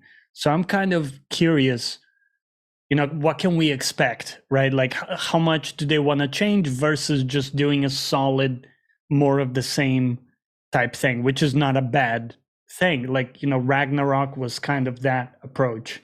It's just a lot more content of the same style. And I think when you look at Miles, you had just enough for it to feel fresh, but it definitely didn't feel like a different game, if that makes sense. I don't know how you guys felt about Miles, but I thought it was a incremental The DLC. change. Yeah, I would say it's Yes, more like of a 1.5 type feel. It's what was that fuck, what's that arcane game? Dishonored. It's what Dishonored was, the Path of the side Outsider. game. Path of the Outsider. Yeah, I think it was like comparatively that to the Dishonored games. So what Spider-Man Miles I was. believe that if we are going to call it DLC, I would much closer call it an expansion. Expansion, yeah, sorry. Yeah, expansion. For sure. Yeah. I think that when you look at it that way, this channel's sold out to the Bethesda disgraceful shills. Oh, We're just yeah. called disgraceful shills. I love those people so much in the industry. They're just so stupid. I wish I would have love got stupid money. People. I wish I would have got money. Like, Yeah. it's dude, it's so funny because then this person will get mad, but then you'll not like the next game. And I still remember this day, I didn't like a couple of Ubisoft games in a row, and somebody on Reddit right in their threads going, he loves every Ubisoft game he's sold out. And I'm like, dude, there's only 10% of Ubisoft games have I said buy. Like, you do not pay attention to what's going on at all. And you always get that tit for tat. And it is interesting when you look at, like, I saw you guys talking about the same thing with Spider-Man, where you guys talk about DLC. I didn't feel it was DLC because it wasn't. That's one thing. And maybe as a reviewer, I come at it from a different angle where I'm like, I have to be very the price point is up there, right? The price point's up there, and it's not DLC. It's on its own disc. So it's like at some point I have to be, but I do get where you're coming from. However, I will say this. The reason why I think that one would be called an expansion, if you are going to sort of almost reduct it, like saying Fallout in space, is because Miles fleshed out Miles much more than what I've noticed some DLCs do. So some DLCs are more about, here's a guy and then you're exploring a new location. Where I felt Miles was the same location, which we could argue that, but that they dived into his culture and stuff, which is not a culture that I have sought out information on. But I liked seeing that part. And then I liked seeing Miles have a different type of Spider-Man with his powers being completely different. I actually felt that the combat, it wasn't completely different, but really it was fun, though. It was really fun, and it was different because it was fresh. It was a different thing. Dude, launching everyone around you up into the sky, and then so like I get where you're coming from, but I guess where you guys see similarities, I do too, but I find them, when you dive even deeper into the similarities, they were different. So they were like, oh yeah, it's similar, but, and then you start going off on the but part. But yeah, it's interesting to see. And I think Spider-Man 2 is doing what a sequel should do, making the world bigger, improving the technology, giving us ray tracing, if that's what you want, whatever. I'm not a huge fan of ray tracing right now, but you get ray tracing, you get all that. You get two Spider-Men who can sometimes adjust, what do you call it? You can like switch them out, like switch. Yeah. And I didn't know that Peter you can play him as Peter Spider-Man or the Venom Spider-Man. Or Venom Spider-Man. Yeah, that's pretty fucking cool. So he has like two different play styles, or unless the Venom thing is just like a power up cooldown, I don't know. Yeah. AA says, you did 100% guilty of it. You stated Starfield was great, full of crap. 1984 the Tobey Maguire dance from Spider-Man 3. I would say that, by the way, if I had sold out to Starfield, I wouldn't have described the problems I had with Starfield. I think one of the problems that people get is I saw some people giving it 10s, and of course I don't do a rating system in that way. But when you look at people getting that, tight and verklempt about something, you have to sort of, I think that when we look at it, there's these titles like Cyberpunk where it changed gamers' interactions with games so much. Yeah. And you get burned by something. So it's like, I don't even get, like, this kind of stuff is stupid, but it's like, it makes sense because there's been a lot of people burned by these kind of things. Yeah. Though, by the way, I do want to point something out. Starfield, I stated Starfield was great. Yes. If you want somebody to lie to you and pretend it's fucking not good, go, or, and if they liked it, go the fuck somewhere else, because that kind of stuff does piss me off. I do find it good. We're being completely honest. I'm not going to lie to make you feel better about your small ween. So what were Yeah, you I think like people like these, like I don't understand, but I feel like some people just think that every single game that comes out is either has to be liked by everyone or disliked by everyone. Like I'm an I don't know independent why reviewer, there and I get people can't saying, be- "Why did I not rate something the way somebody else did?" And you're like, yeah, "Dude, like it says I don't get independent why right there." why can't there be nuance, right? Why can't there be like games that are just not for everybody? Isn't No, that what you would want rather you than would, but Absy, that's what I'm saying is I think people are wanting protection from bad stuff. And so when somebody says something's bad, they're like, well, then why isn't everybody saying it's bad? Right? And I do understand it. You get lemons in car models, let's say. But I also think that depending on when you grew up and what you lived through when it comes to games, life, all that kind of stuff, you will start to color everything. And if you've got burned, whatever, it's easier to find a direct line, like politics, red and blue, instead of saying, well, we actually sort of agree on some stuff, but we can't say it because somebody will get mad. I personally like when people get mad because I don't know why, because I'm a troublemaker, but I like that. But in politics, for example, in America, people get mad when people agree, which is very weird. To me, I actually was always like, well, wouldn't we celebrate we disagree on 10 things? But for example, we all disagree, but we also understand that why spend a podcast disagreeing? So we'll disagree. You guys will say you like Liza P. I'll be like, you'll explain yourselves. I'll explain myself, and we'll move on. That's not what some places do. You know, they want contention, or they feel that there is just a line drawn in the sand. And I agree with you. I would personally not want that, but I think there is a worry from a lot of people that they're just getting grifted in all ways. And yeah, there is. There's a panic, especially after Cyberpunk. And Anthem, Cyberpunk, Anthem, Andromeda, Starfield, Battlefront before it got patched, Andromeda. You know, and by the way, I've had people who. Oh, go ahead. Also, just and part of it is, I think, also just that instinctive response a lot of people have to taking pot shots at whatever is popular at the time. True. Okay, I can agree. Yeah, true. Do you know, here's the thing. I could have made 50 videos on Redfall being bad. Yeah. And I made 2. I made the review and then another video. I usually would do what are the top 3 things this game did wrong. I could have milked Gotham. Oh, dude. I could have milked Starfield. That's another thing is like, if Diablo I was 4. paid, I would have, you know, I'll never be paid because that's my thing. And by the way, you can't lie because the federal government comes after you. But I would say the truth about, or the whatevers, if some places are paid for like talk about our game, I think those are the ones where you see top lists, you know, top 10 things this game did, top 10 weapons, top 10 this. That's milking it, whether you like it or not. The game doesn't tell you. Yeah. Oh my God! Even though they're in the tutorial or whatever. Yeah. Oh, dude, I'm seeing so many videos all day. Like, did they lie? And you know, that's the thumbnail, right? And all this type of stuff. I forgot all about those. Yeah, it's like, and I will see like channels that I used to follow, and they're pumping out these videos, man. Like the same channel putting out 3 videos like this with just a different tagline. Zelda, by the way, I don't know if you guys know this, and I even did a video on it where I tried to explain reviewers' stances, at least my opinion of my own and everybody else's. But it was about, did people ignore the performance issues in Zelda and still give it a whatever? And my buy is much easier because this is not right, but you could say 25% or 75% and higher is a buy from me, right? Which would technically be a 7 on a 1 to 10. It's not the way it works because of how rarely I rate a never touch. But it is interesting when I did that video, how many people got mad because they were like, well, this person said they got, 29 frames a second, blah, blah, blah. And why did they not hate it? And I'm like, well, that person may not be a pixel peeper. I'm going to steal that again. They may not be somebody who gravitates towards that. It's the context. A lot of people don't want to waste time listening to a review to get context. But yeah, it's a sad thing. But here's the thing. You just got your moment in the sun.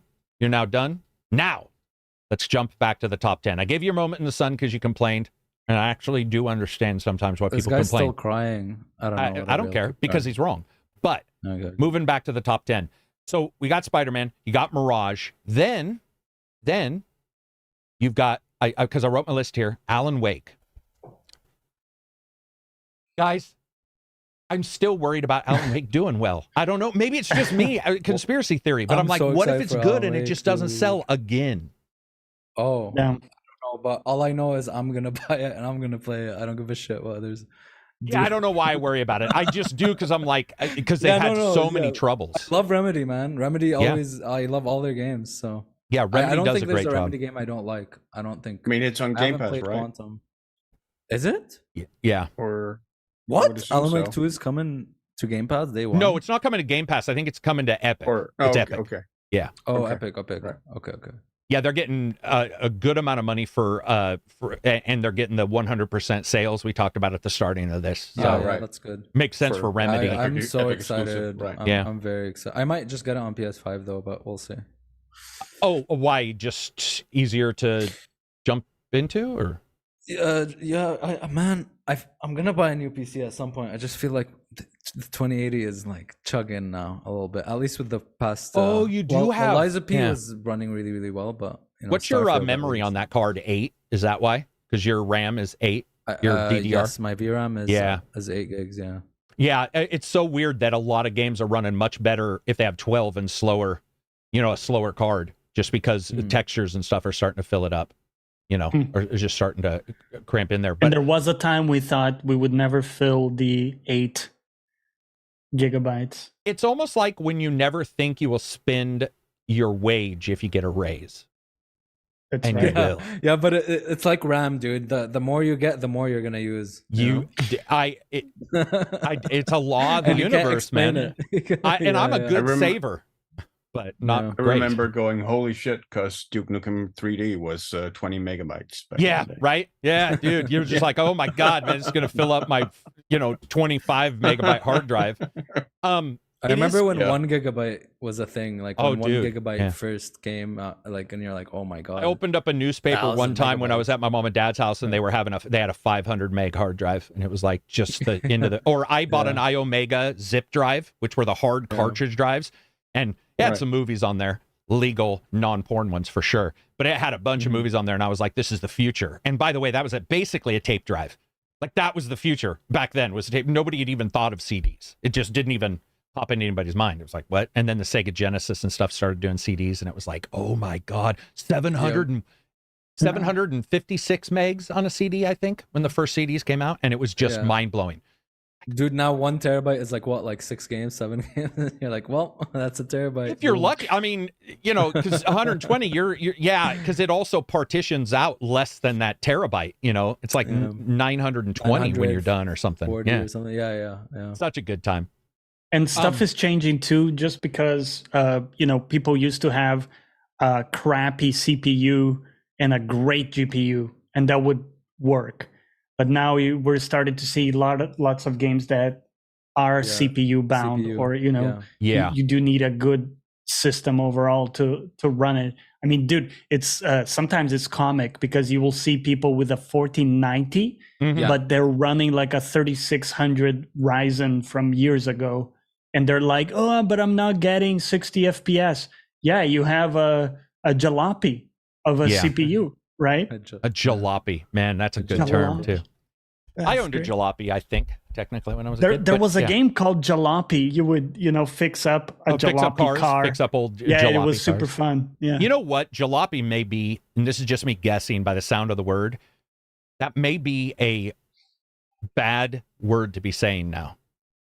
Jalopy. Why? Because it's like it's got connotations. Yeah, it's got some. I'm. By the way, I'm just. It sounds like an Italian word for maybe something, because we'll just pick up words because I'm sure it's an American. You're we just used it doing the for hand in trash your cars. head. I mean, Yeah, in my head, I'm like, to me, it just sounds very similar to gelato, which is ice cream. Yeah, I thought it was gelato. Like I was thinking of gelato. Yeah. Well, trust me, I've worked on a jalopy. It ain't fucking ice cream, man. I wish. Yeah. I wish. What the fuck is a jalopy, dude? It means it's like a terrible junk car, and put Yeah, it's together like a junk piecemeal. car. Piecemeal. Okay, Yeah. okay. And especially if Yeah. you get a car that, let's say, like I owned a 1970 Dodge Dart Swinger. When I first got it, you could mix like 10 years together, 10 of those years. So you could, it was a jalopy in that way, that you could grab a 73 or a 71, put their parts on, and they all fit. And at some point, nothing was native. You know, nothing was like from the It's same great. year. Are you looking Jalopies it are up? great because Abzi, are you looking they're up jalopy? stuff- Yeah. How do you Because- spell it though? Jalopy. Oh, excellent. Look at you on it's top a video of shit. game. Yeah, that's what he said. It's a video game I as just well. told you. Yeah, it is a video game, which was fun actually. Oh my god! I think I did that a long time ago on Yeah. Steam.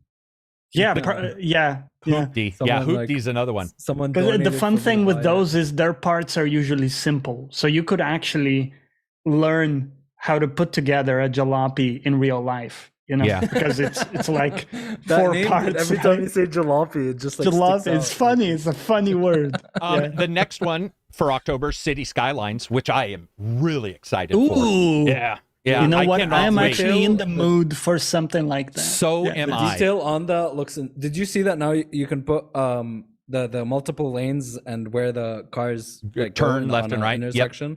Yeah. Oh. Yeah. Yep, I'm Cool. excited to see it. And you are absolutely right, where it just feels like no other game right now is doing that. Hmm. You know, no other Yeah. so it's like, okay, we can jump into this unique Yeah. Back to genre and everything. SimCity. Yeah. SimCity, what about it? What were you gonna say? I said Oh, I back to SimCity. Like Yeah, I, back like to those- City, those exactly. lines. And Yeah. building cities that just are terrible for everybody involved. Dude, do you remember when Like, there that's was just gonna be a my lot of city. them? Oh Like yeah. every- Yeah. yeah. Yeah, dude, it used to be, I mean, we talked about this, is any genre dead? No, but some go on Yeah. the elder god sleep became of the ancients, monopolized. you know, they Or just sort of that, yeah, despair. yeah. And then There were so suddenly, many tycoons, like Zoo Tycoon dude. and Roller and remember Coaster Roller Tycoon. Coaster for a while? It was like Yeah, Roller Coaster Theme Park, Theme Tycoon Park, too. Roller Coaster, Roller Yeah. Coaster Tycoon, Yeah. Tycoon, Roller Yeah, Coaster yeah. Manager. And you're like, Jesus Yeah, Christ, yeah. man, there's a lot of Dude, these. I created some of the most devilish road Yeah. layouts. It would be. I mean, I know you guys in the U.S. You know, you have a laugh about our roundabouts. because Yeah. I we have have so many roundabouts. roundabouts. I went to Dude, Spain. I dude, did all so the fucking many. time. There's so many roundabouts. Why? It's a great system. It for, is. It is. I like okay. it. I like it. But in the game, right, I created these just devilish because people would have to go all the way around. Dude, and here's they would what be hap- like, "Oh, I'm unhappy because of the roads." Dude, Come on, in man. America, if you go to a roundabout in a city that hasn't had one, you just guarantee accidents because people are like, we're so accustomed to stopping. What is this? We stop, Yeah, yeah. turn right, stop, turn left. You have like 3 rules. That's it. Simple. But then you get a roundabout, and if it's got 2 lanes, I'm okay. But once it gets 3, and we have one in my town now we that's have got each 3, lane and I'm for like, something. and I feel like I'm doing the lockpick in Starfield, where I'm like, Yeah, yeah. "Ah, Yeah. ah," Yes, and I'm constantly yes. like, am I going to crash? Are you doing the lock in Starfield? If you go left, I can go right, and you're hand signaling people. Yeah, and you're yeah. like, I need over there. Look at my blinker, bitch. But you're right next to each Beautiful. other. 4 lanes No, is not beautiful. satanic, They're- man. What? Absolutely Yeah. beautiful. Welcome to the roundabouts in Naples.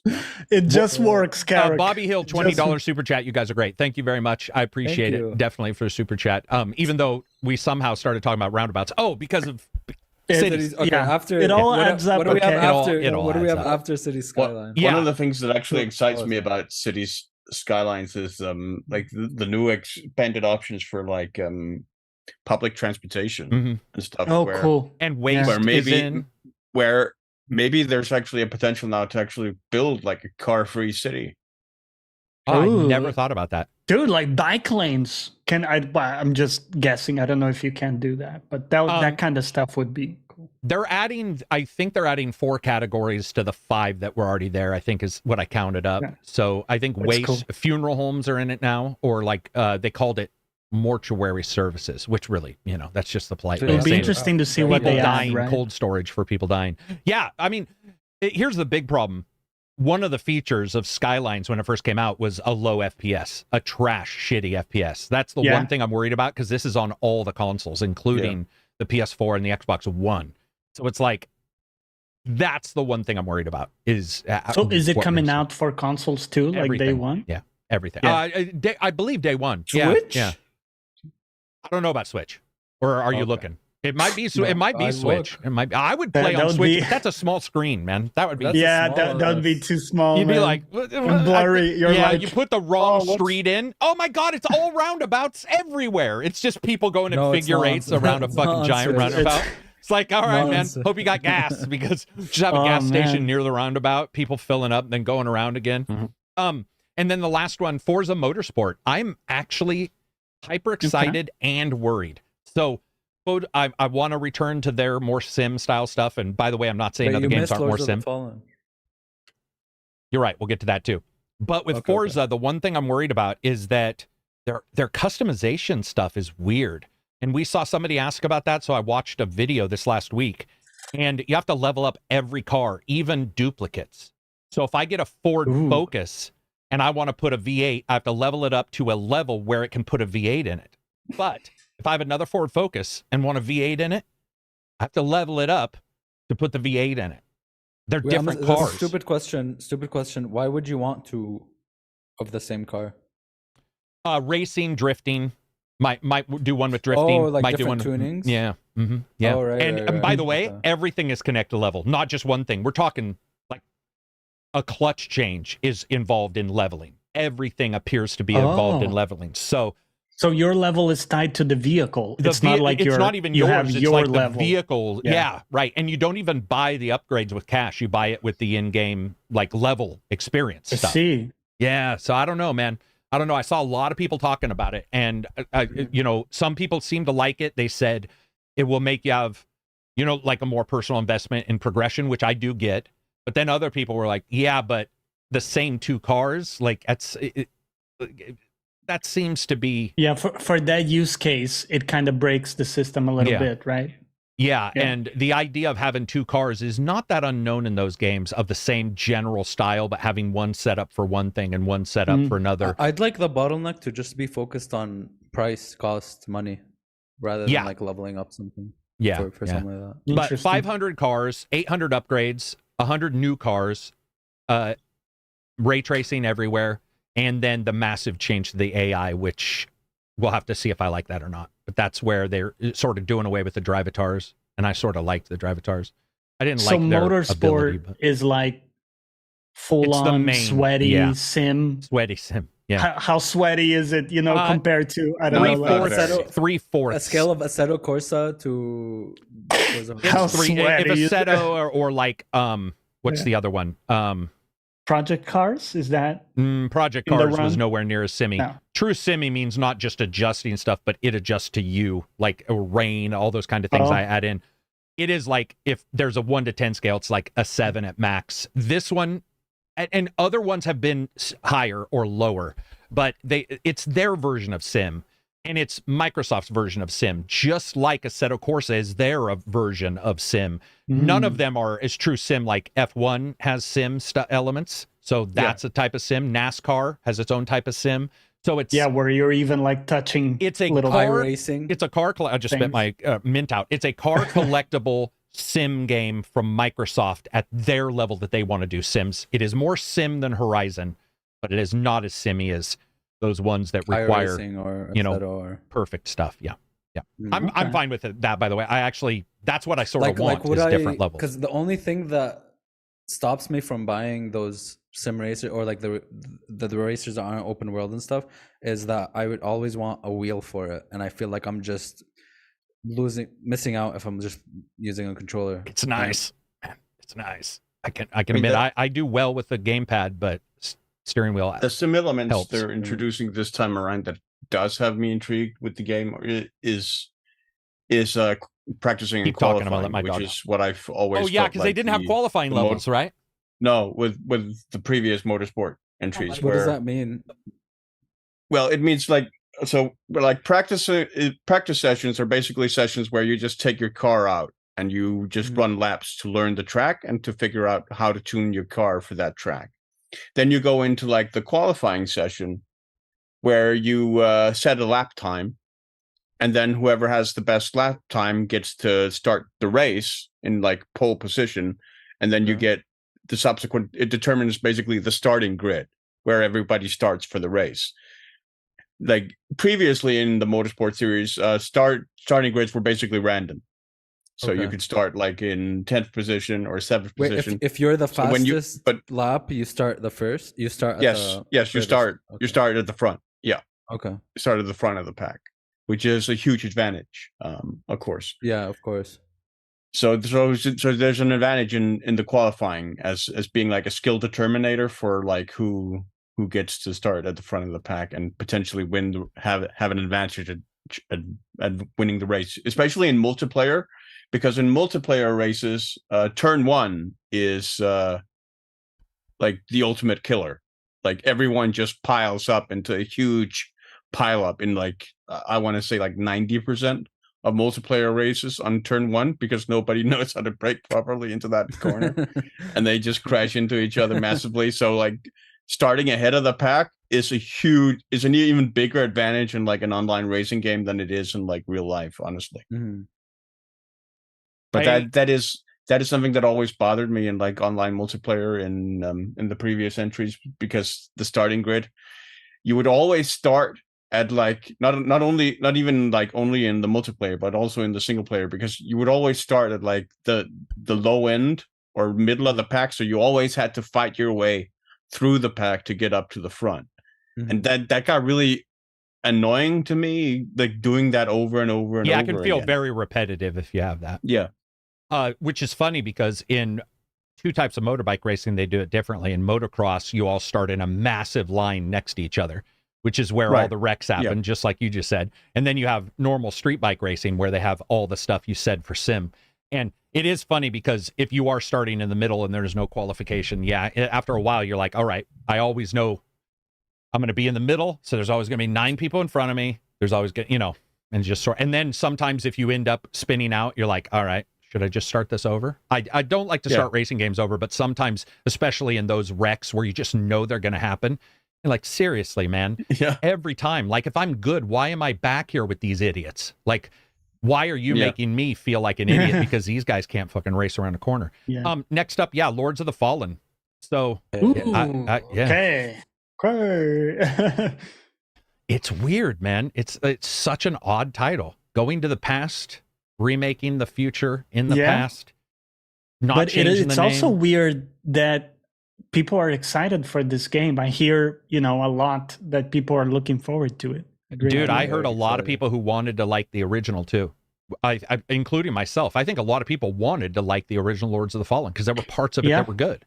So, and I think it's like a climate right now where people are eager for more Souls. We saw it with Lies of P, like a lot of people enjoyed it. That's also kudos to the game itself, of course, but there is this feeling, I think, in the atmosphere that Souls are, since Elden Ring, on the rise. I think also the Umbral, the two worlds, being able to kill yourself to go into the spirit world to explore. That's the part I'm most excited for. Yeah, and if it does it well. Hear their new game plus mechanic is fucked. Did you hear about it?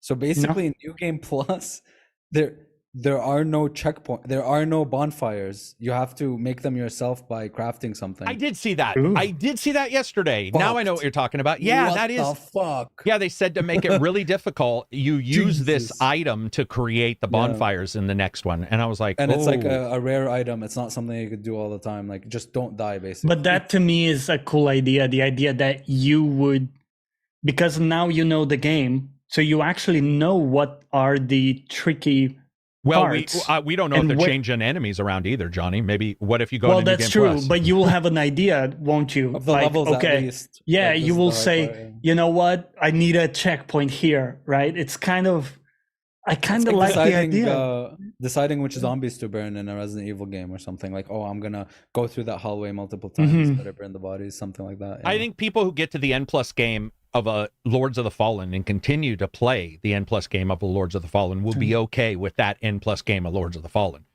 The N Plus game in those games are the old ones like you talked about, where nothing changes, it's just everything's harder. So I think a lot of people, that's fine with them, and it's a new idea. For me personally, that probably is one ding against it for me wanting to continue to play. I'm not going to do that. We'll have to see like if you can farm it in some way. Maybe, but I love the idea, but from what I understood, you can't switch the locations of the bonfires.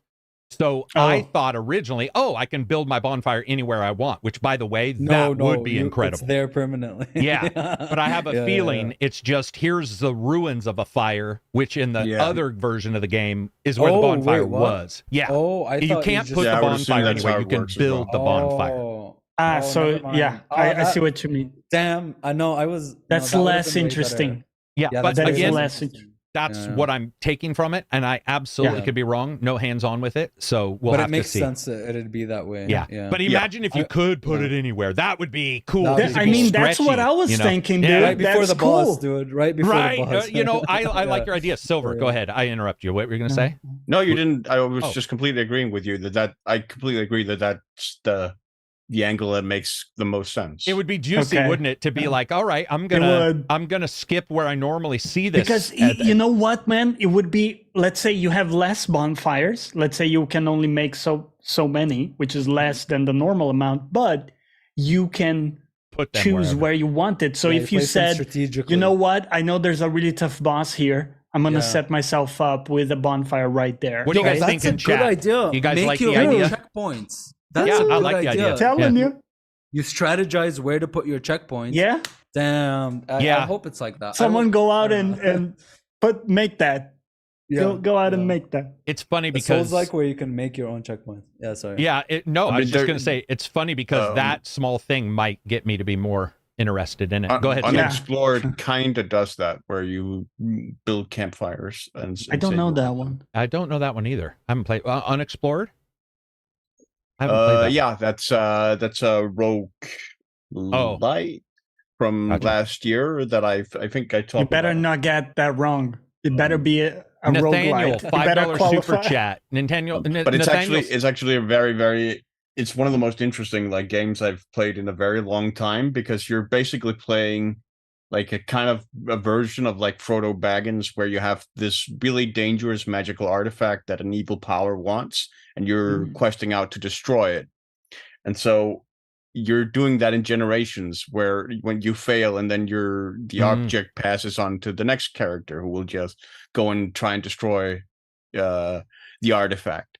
And then as time progresses, sort of the world changes, and like it gets increasingly taken by darkness, and characters and empires sort of rise and fall depending on how you've done stuff and stuff. It's a really fascinating game that I think a lot of people have slept on. Nathaniel, $5 super chat. Hey guys, what's the name of the game coming that looks like Witcher 3? Is it played at the end of your October video? No, but that's Banishers.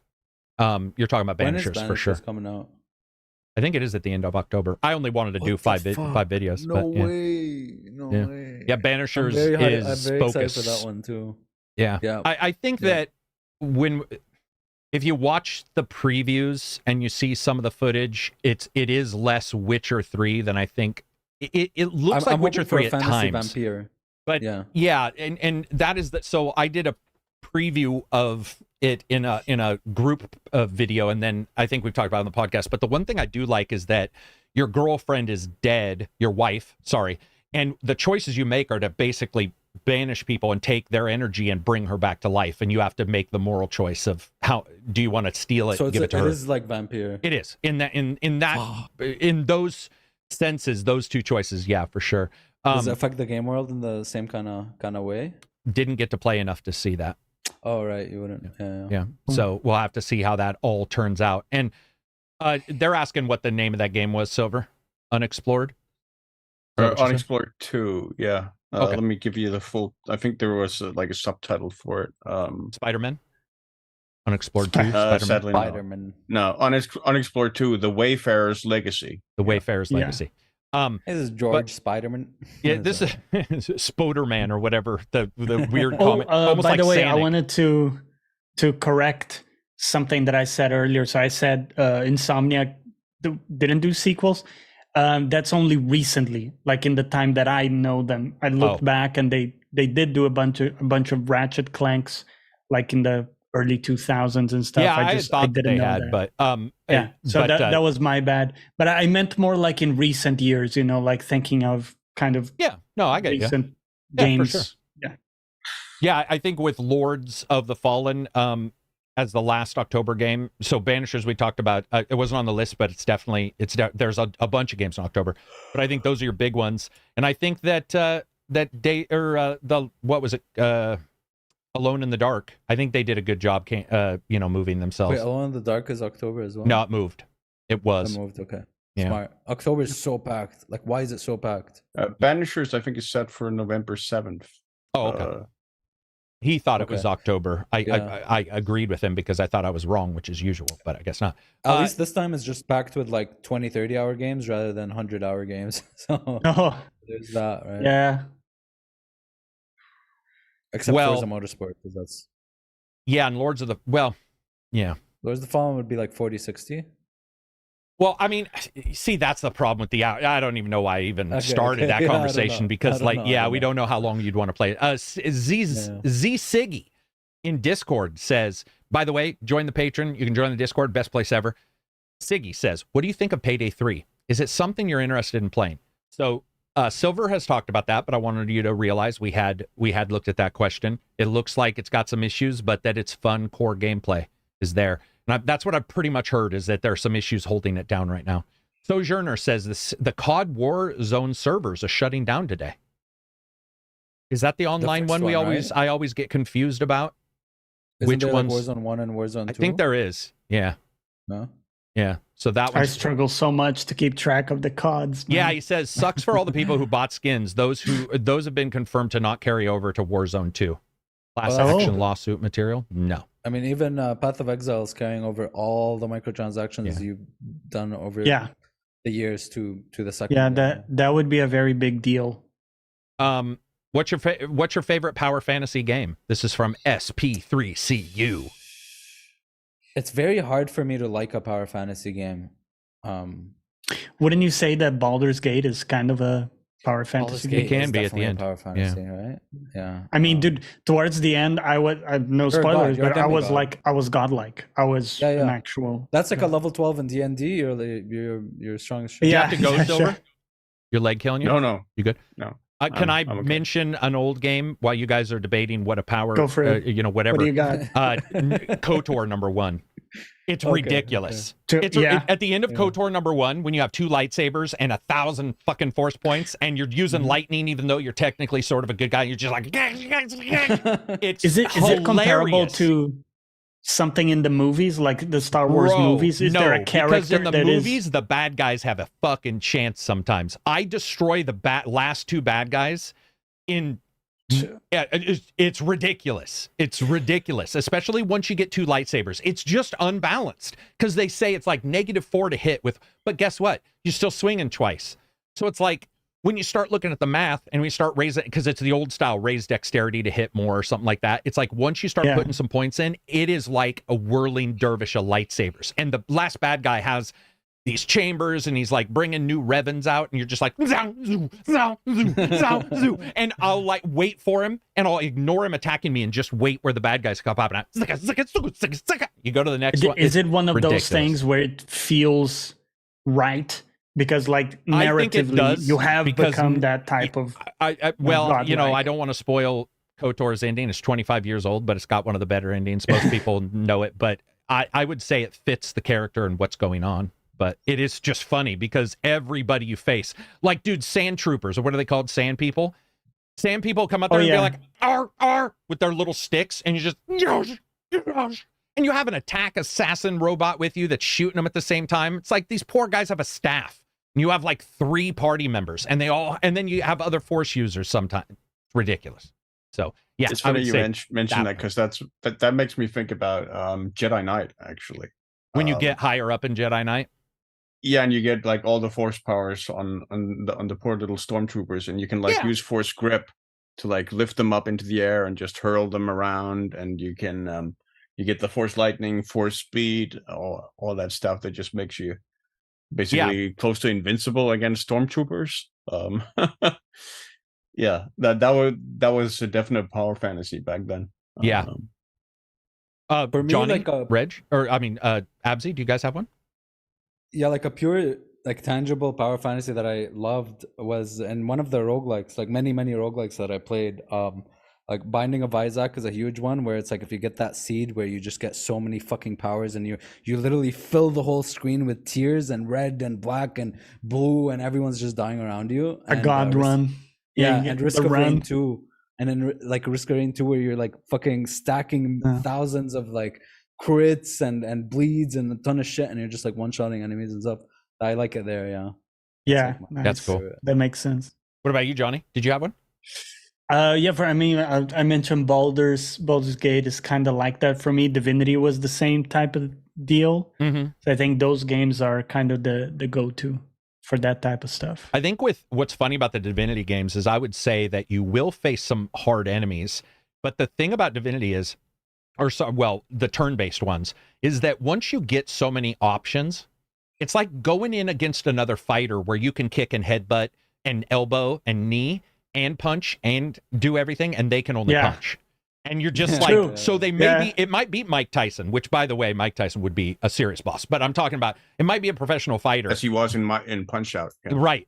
But you come in there and you're like karate chopping him in the neck, and it's You like, got a you hammer can't fight if you can't and, breathe, bitch. Yeah, it's ridiculous. The amount of options.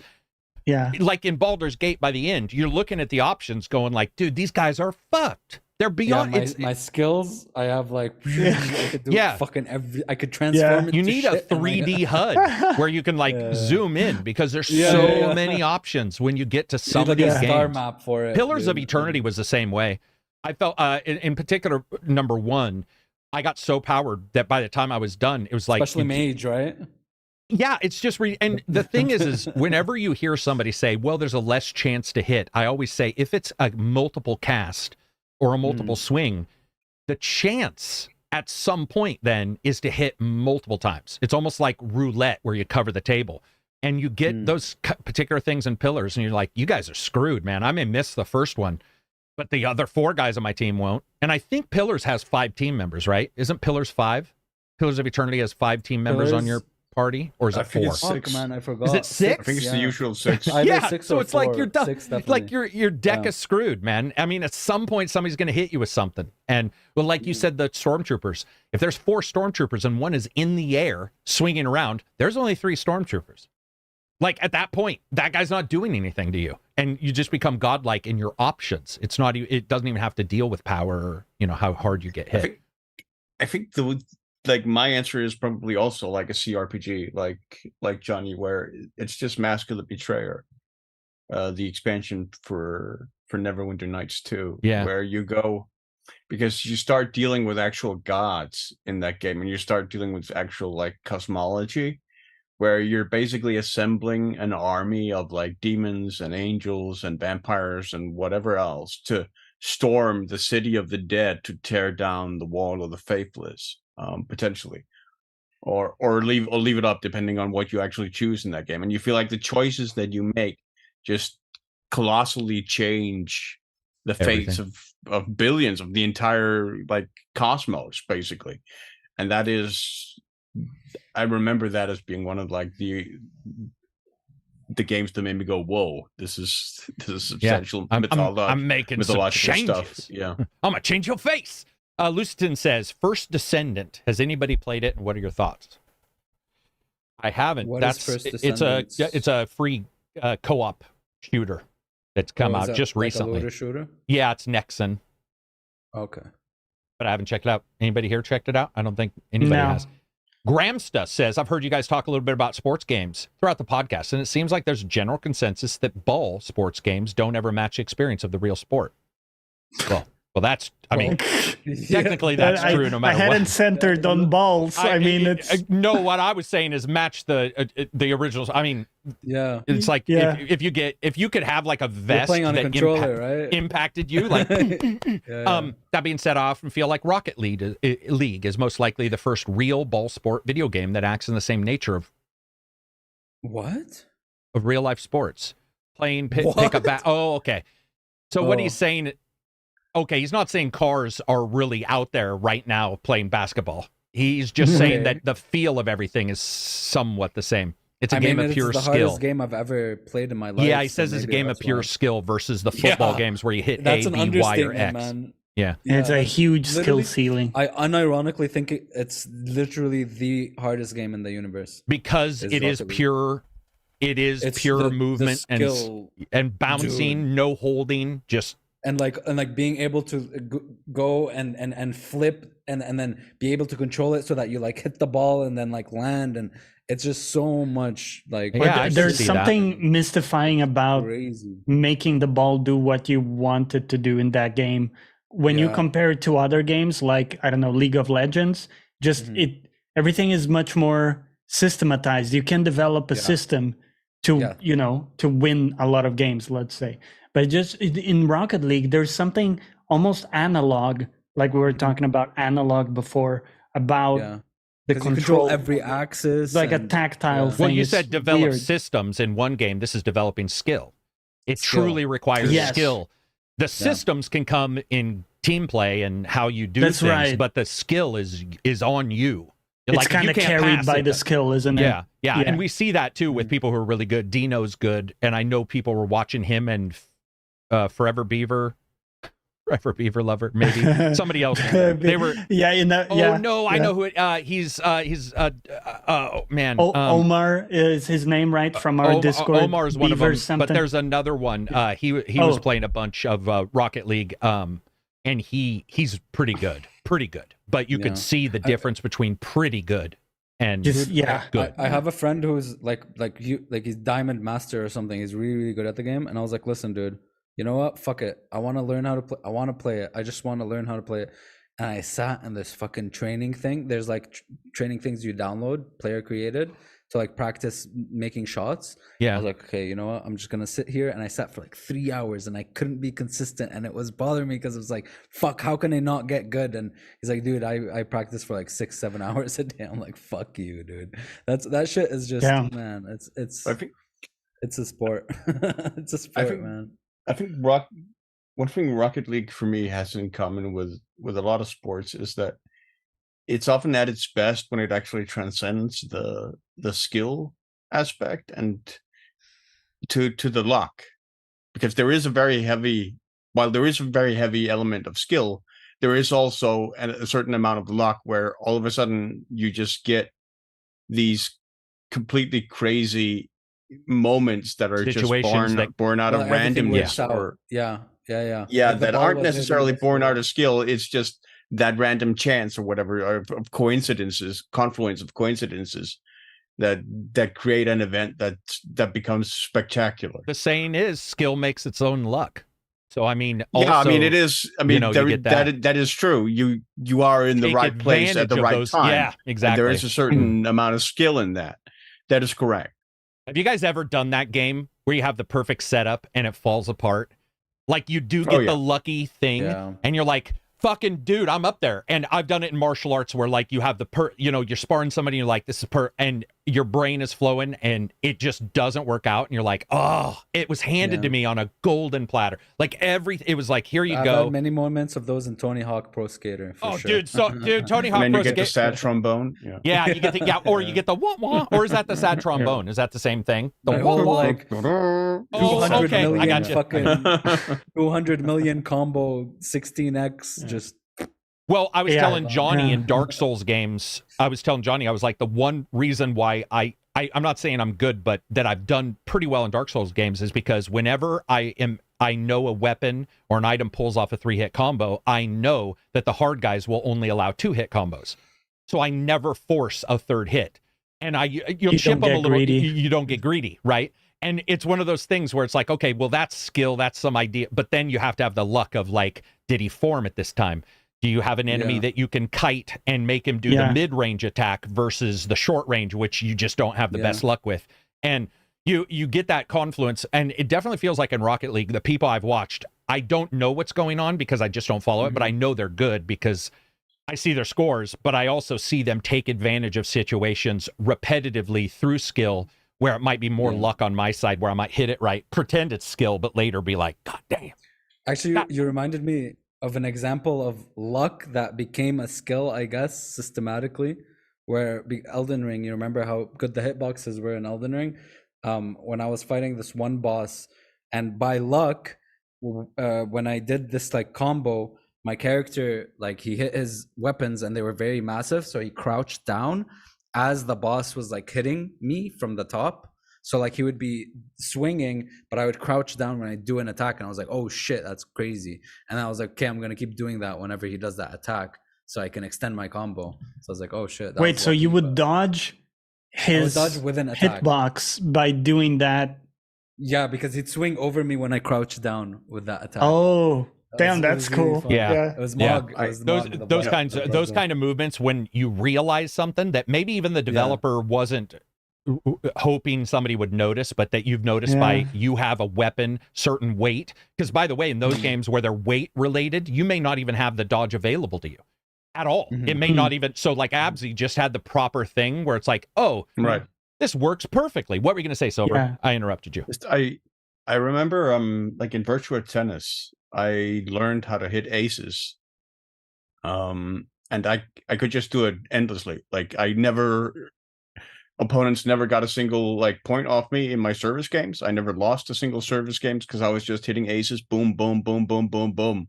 And so everyone just like every actual player who played me hated playing me because there was nothing they could do. Like I would just hit aces, boom, boom, boom, boom, boom, every single service game. I wonder if that's a thing and with the AI virtual couldn't do tennis. anything either. Because I think virtual tennis, that's what I was known for too. Because virtual Right. tennis, the ace, when you got good at the ace and you could when switch it learned up just when you had the timing down, and you'd see somebody hit it back it and was you'd be just a like, switch up of whether you were going to hit it outside exactly. or inside. That's what I was going to say. Or you could see their timing, or the computers. You'd be like, this person hits them faster, so I'm going to go slower. See if they swing. You get all those different things, and once you start gaming the game, it's that awesome feeling of like, this is truly interactive, which again is why it's different than books or movies, where they are interactive in that you're reacting to their stuff. But when you can feed back into it, and then it's feeding back to you, and then you're like, haha, bitch, I'll think one level deeper. And it's such a good feeling in games. Before we wrap up, once again, check out the Discord if you guys get a chance. We would love to have you. It's an awesome place. I appreciate everybody who supports the channel. The last thing I want to talk about is I want to ask these guys some questions like we wrapped up the last time. I wrote some questions down. First one, coolest moment in school. So the coolest moment, did you have a cool sports moment where you did something and people put you on their shoulders? Or did you have like some... Yeah, actually, I did. Okay, go for it. I did at like a camp or like a summer camp where we played football. And I wasn't a particularly talented football player. I was mediocre at best. Like I had somewhat lack of motor skills. But I remember I was running down towards the opposing side's goal with one of my teachers on my flank, and I tried to like pass him the ball, and somehow I managed to chip it instead and basically lob the ball up in the air to give him like a perfect header that he could head up into the goal, and like everybody just went crazy after that. That's where you pretend it's skill, right? It was an ultimate finesse play, but it was just complete luck on my part. Like it was not something I hadn't intended to do at all. Feels so good. But yeah, it ended up that one. Was that a summer camp? Like in summer, you got those. Everybody. I never got to go. I did 4-H, but I know a lot of people who have summer camp stories always have some of the best ones. Whether it be like first girl they kissed or whatever, it's always new because there'd be people from other schools and people from other places. Absy, Johnny, do you guys have one like a cool? Mine is story? stupid, by the way. It's very stupid. You're gonna think it's stupid, but it's like my fondest memory of school is. Oh, if it's a fondest memory, it's not gonna be stupid. I mean, it might be stupid in subject, well, but it is. Still... It is gonna be stupid, but it's the way I met one of my best friends. He was like new to school that grade. I think it was grade 10. We were doing the mile run. I didn't really know the guy, but so we were starting the mile run, and I let her rip. I farted, right? And then everyone was like, "Oh, who farted?" And they went away or whatever. And then my friend, this guy, he came to me. He's like, "Yo, by the way, I'm the one who farted." I was like, "No, shit, me too." And then we became best friends. And you became best friends over a single fart?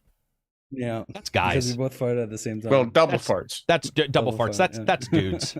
Dudes can be friends over stink. What about you, Johnny? What do you got? The one memory I have is I was playing soccer and I was never very good at all.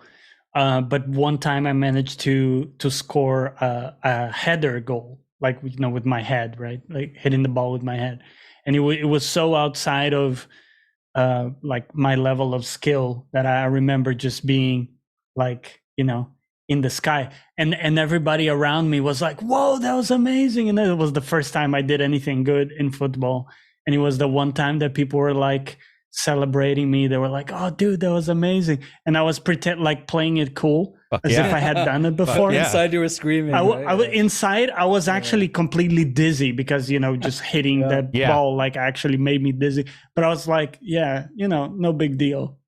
But yeah. You know, oddly, I was actually a decent goalkeeper, even though I was short.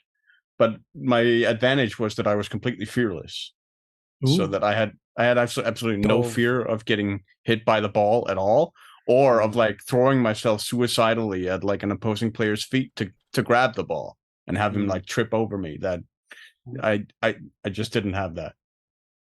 Yeah, whenever Karak, did you play soccer in school? Sorry, I'm just curious. we had floor ball, which was basically soccer, but it was in a gym. Okay. If we went outside and played, it would be football. Oh, right, floorball. Yeah. But I do remember in football, my story isn't me doing something cool. It was the hardest hit I ever experienced other than like martial arts. But I kicked the ball, the kickoffs. And since I was one of the fastest people on the team, I could almost always tackle the guy. And I went running down, and a guy named Jim, he was one grade above me, he was the linebacker. He was known to hit super hard. I was not looking. And in NFL, you'll see it in all football, but there's a cross hit where somebody's coming, somebody doesn't see him, but they're both going at absolute full speed. But because one person is not going straight into them, the person who gets hit, all that energy, it's like what kills people or what causes. You see it in hockey as well. See it. So I am like going down there, and he hits me so hard that I remember getting up and going like, what the fuck just happened? Like, somebody cleaned me out. And Jim is laughing, like him and Nathan, a couple other people, they're laughing. And the football coach comes over and he's like, dude, go pick up both of your ear pads. He had hit me so hard, he blew the ear pads out of my football helmet, which I've never in my life seen. Wow. But they're these pads that go under to keep your helmet on. Yeah. And he had blown them out, but somehow I kept my helmet on. And I remember going like, God damn, I'm surprised I'm not dead. I mean, I've never been hit that hard. And it actually didn't hurt as much as it was like an out of body. You had like the gear on? Right. Oh yeah, we had full gear on, but it was like he had punched me in like the Mansions of Madness or whatever the Doctor Strange movie was, and my soul left just for a second. And when I came back in, I was like, the fuck just happened? I mean, it was brutal. And then I remember doing that one time in a football game, which are always fun. But I actually remember, I think it's more fun like when not something bad happens. Those are great. But like when an astonishing thing like that happens where you're like, Jesus Christ, I made it out of that. Where you're like, oh my God, I made it out with my life. And I just sort of left. I was like, all right, we'll go back to football. But I will know from now on to always look for that son of a bitch. And I always did. I never got hit by him again in like 4 years of football. I was like, no, not going to happen. I'm always looking for that number. Quick. Oh, yeah. Yeah, it almost killed me. Of course I learned quick. I'm not stupid, man. High stakes, Mama didn't make no idiot. And then the next one, scariest moment in life. And then we'll wrap it up. Scariest moment. Oh, near-death experience. Can be near death, but it can also be we don't need to go sad. But we can also sad. It can even be supernatural. It can be like something like that, but it can just be like most thrilling moment. Yeah, I was driving my friends. We were going to a place, and I was at like I think 100 and I don't know how much it is in miles, like 120, 130, 120 miles an hour probably. And I was like going, and I was in my lane, and then this car on the left, for no reason, without any what do you call it? Turn signals, just decides to go like shh, like that. And I was super lucky that there was like a little parking area thing that I could swerve into, but I kid you not, time slowed down around me. Oh yeah, like it almost paused. And my fucking reflex, it's like in a game where you like slow down time because you have like high reflex. Yep. I slowed down time. I went like, shoo, and I swerved around him and shoo, like that. And I swear to God, we were going to die. But it felt like a Superman moment. And then my friend was instantly like, yo, stop the car. And we stopped the car because he wanted to get in a fight with the guy because he's very because he's confrontational. Yeah, road rage, right? And he called friends, and then his friends came, and For mine, when I broke my back, I was with my friend Dave, and there was a mountain, and we were doing the same thing you were. We were going too fast, and we were like, let's double the speed of every corner. Now, I'm not saying that's smart. It's the dumbest thing ever. And I don't know why we did it. But there was a corner that said 60, and in Oregon, there's Mary's Peak, which is a massive mountain. We were going down it, and we were going as fast as we could. And the corner said like 45. And I don't know what he was doing, but we hit that corner at about 110. And we slid, we hit the mountain, and the next thing I know is I'm standing up in the bush going, what the fuck just happened? And I'd gone through the windshield, but I'd gone through as a Unscathed? body. Yes, I'd gone through as a full body. And it was an old Mazda, and I popped the windshield out of the seam. I didn't break the windshield. It just flipped out, and I flipped over the hood and went about 20 feet. I got up, and Just the luckiest. Dave fucking runs around. He's mother- like, dude, what just happened? I'm like, I don't know. I did break my back, but it didn't hurt. It was like, okay. but it was weird because we were both like, oh my God, car was fucked up a little bit. We got it home. But I remember going like, were we really going 120 miles an hour? And we didn't hit instantly. We slid for a while. So we weren't going 120 when we stopped. But I remember when we got done, we talked about it for years later. We were like, dude, somebody was looking over our shoulder. And I remember from that point on, realizing how dumb that was as a driver. I wasn't the driver, he was the driver. But realizing how dumb it is to speed, because it's like, what if somebody had been there? What if, like, you have no clue? Or what if, you know, he had killed me and he felt bad, or he had died and I felt bad for not warning him. And I remember after that, like, completely switching the way I drove, being like, dude, this is just, I got away one time. It was like one time where you have the luck of the Irish, where you're like, oh shit, I didn't die. I think from now on, I'm going to make sure I'm not in that point again. Because I've always believed that there's some moment in life where, you know, the universe is like, might want to pay attention right now. Like, might want to think about that shit. Learn from the one time. Anybody have anything else weird? Yeah. Thrilling? Well, I was in a car accident, but let's be more cheery. Another memory I have is as a kid, I was maybe 6 or something, and I went out on a kind of a summer camp type situation in the woods, and I was a city kid, so it was the first time I had ever been out, you know, in the country. And we did one night, we went out camping. So it was a summer camp, but we also, you know, this one night we went out into the forest and like camp. It was the first time ever done anything like that. And at night, I was, again, very young and impressionable, right? And the seniors were telling spooky stories at the campfire, right? Marshmallows, the whole shebang. And it was like werewolves, supernatural stuff. And I was at this age where just my mind was, I had no idea what was possible. Fertile breeding ground. I didn't know, like, you know, what was really possible. Exactly. I know exactly what you're just talking about. Just like, oh man, everything's on the table, right? And werewolves on the table, ghosts on the table, UFOs on the table. I was just like filling my mind with all these stories. And then at night when we went to sleep, there were so like all these weird noises happening, you know, animals out there, and my mind was wild, man. I was imagining these fucking werewolves in packs surrounding us, and I would see like shapes of shadows moving. Oh, dude, and you know, and scary. The wind howling. Woo! Oh, it was terrifying. Did you stay? I still remember. Did you slept all night? Yeah. In some shitty tent. This was in Brazil. We had the worst possible tent. When you tell some people sound all jacked up and shit when you're at the like fire pit, you'll be telling stories, and then that person's going home at 3 a.m. I've seen it happen. You know, where they get frightened and they're like, I'm out. I'm out. And they're just like, it doesn't matter. You can be a full-grown man. When it gets all quiet, man. When it gets quiet, you start hearing the bushes move, and you're like, why is it moving right outside my tent? And then you're like, oh, it's just a friend. And then you see a shadow that's like too low for a friend, and you're like, that's not a friend. That's not a friend. Friend or foe is going off. Do you have any, Silver? Do you have any that, like, I guess aren't super sad? No, that's the thing. That's mine too. Like I have some ones that are sad, but it's like I shouldn't have said sad. Generally, unfortunately, quite sad, and I mean, I don't mind sharing them, but I don't necessarily either want to like bring down the mood. We can talk about them on a different day. But it is funny though that like I love the horror story kind of stuff you were just talking about. There is something when you get friends together and they're like, it doesn't matter if you know the person's lying. It'll be 3 a.m. Yeah. Somebody's cooking up a hot dog, and they're like, I told you guys a story about my one friend telling me about the whistling man when I had to walk home.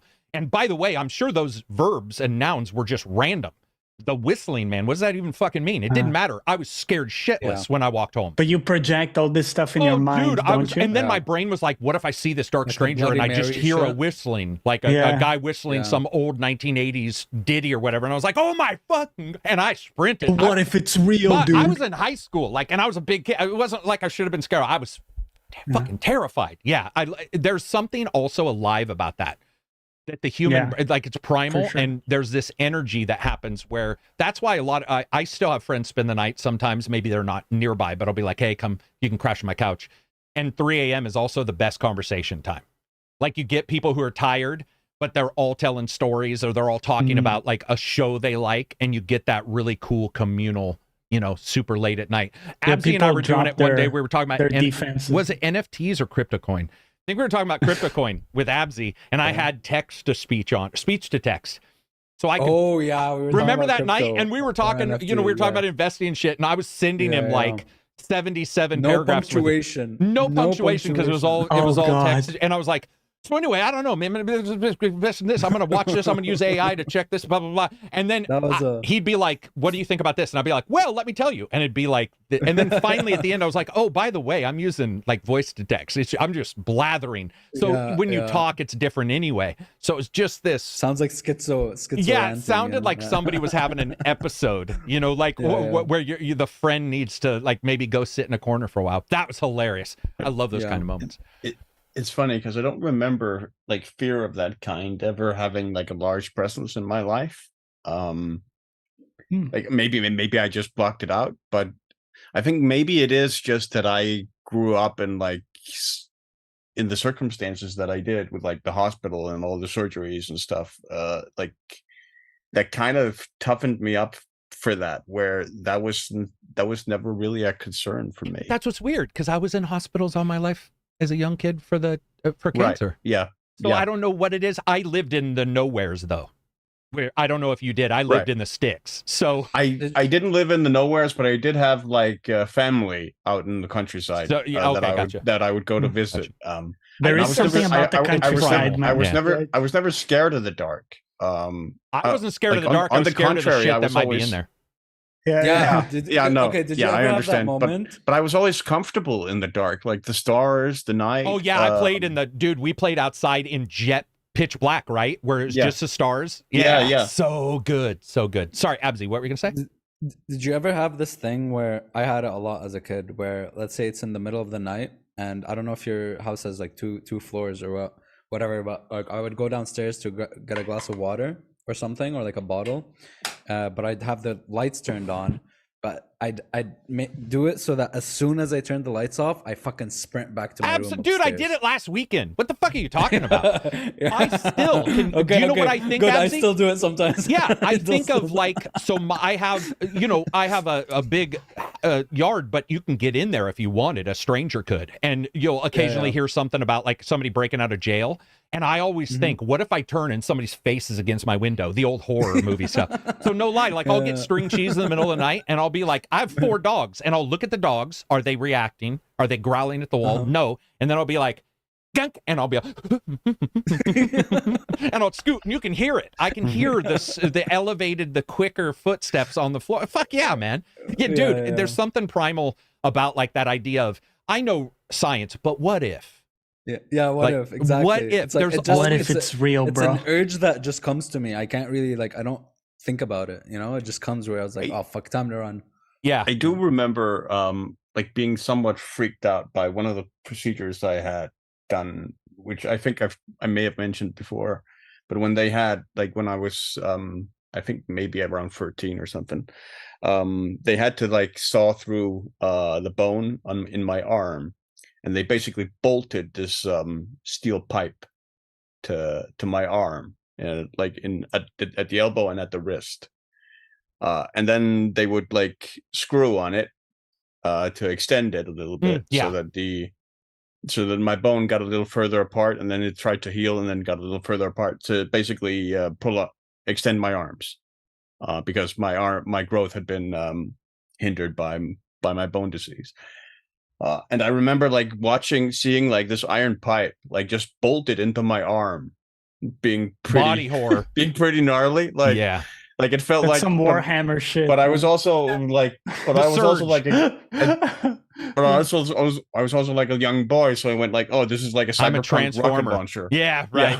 Yeah, like, but like it was super heavy and super uncomfortable, and like just seeing it bolted in and like having to clean it and stuff. Yeah, Abzy, somebody Fun says they fact. can tell you Gnarly. watch sacred symbols. I don't know anything about what that means. Why? I want to know why you can tell I watch. Oh, is Sacred that a Symbols. podcast? Isn't Sacred Symbols a podcast? Yeah, I I've no remember- I clue. thought so. I think it's a. Is it? It's yeah, it is. It is. I think isn't it? You were part of it, Karak, right? Like the No, Xbox I was part of the Wasn't- team, the Xbox side, yeah. Yeah, Oh. but isn't that like the same? Isn't it Sacred? Was it? Well, Sacred I mean, Symbols? I think they're the. It's funny because even though I was a part, like I'm just like it's like you guys need me win, and then I go, so I didn't really check on the business stuff. So it could have been Yep, Sacred yep. Symbols with the others, but I think they're the prime, and then they have the other Last side Media or because they're something? doing. I don't know. But they're doing a Nintendo one too. It's the Sony one. Sacred Symbols. Yeah, is the Sacred Sony Symbols one, I is think. the Sony one. Yeah. There we go. It is. It's a conversation they had on Sacred Symbols, the universal fear of running up. Oh, no, I didn't get it from No, that. matter of fact, they might have watched ours because we've been talking about that since the podcast began. Like we talk Yeah, about this like definitely. once every 4 weeks. Definitely. But I think everybody does. That sort of explains it. It's like it's primal. It is primal. Yeah. Like Yeah. you can. Yeah. Like I lived in the woods. And I would there would be something that would happen that would occasionally, and it wasn't like all the time because I obviously was in the woods a lot, but occasionally you'd be Yeah. like, Yeah. what the fuck? Yeah. I still remember we ran out of gas the only time ever, by the way, because once again, I learned quick, but we ran out of gas and we had to walk home. And I was 7 and my brother was 14 at the time. And I wore thongs, flippers or what do you call them?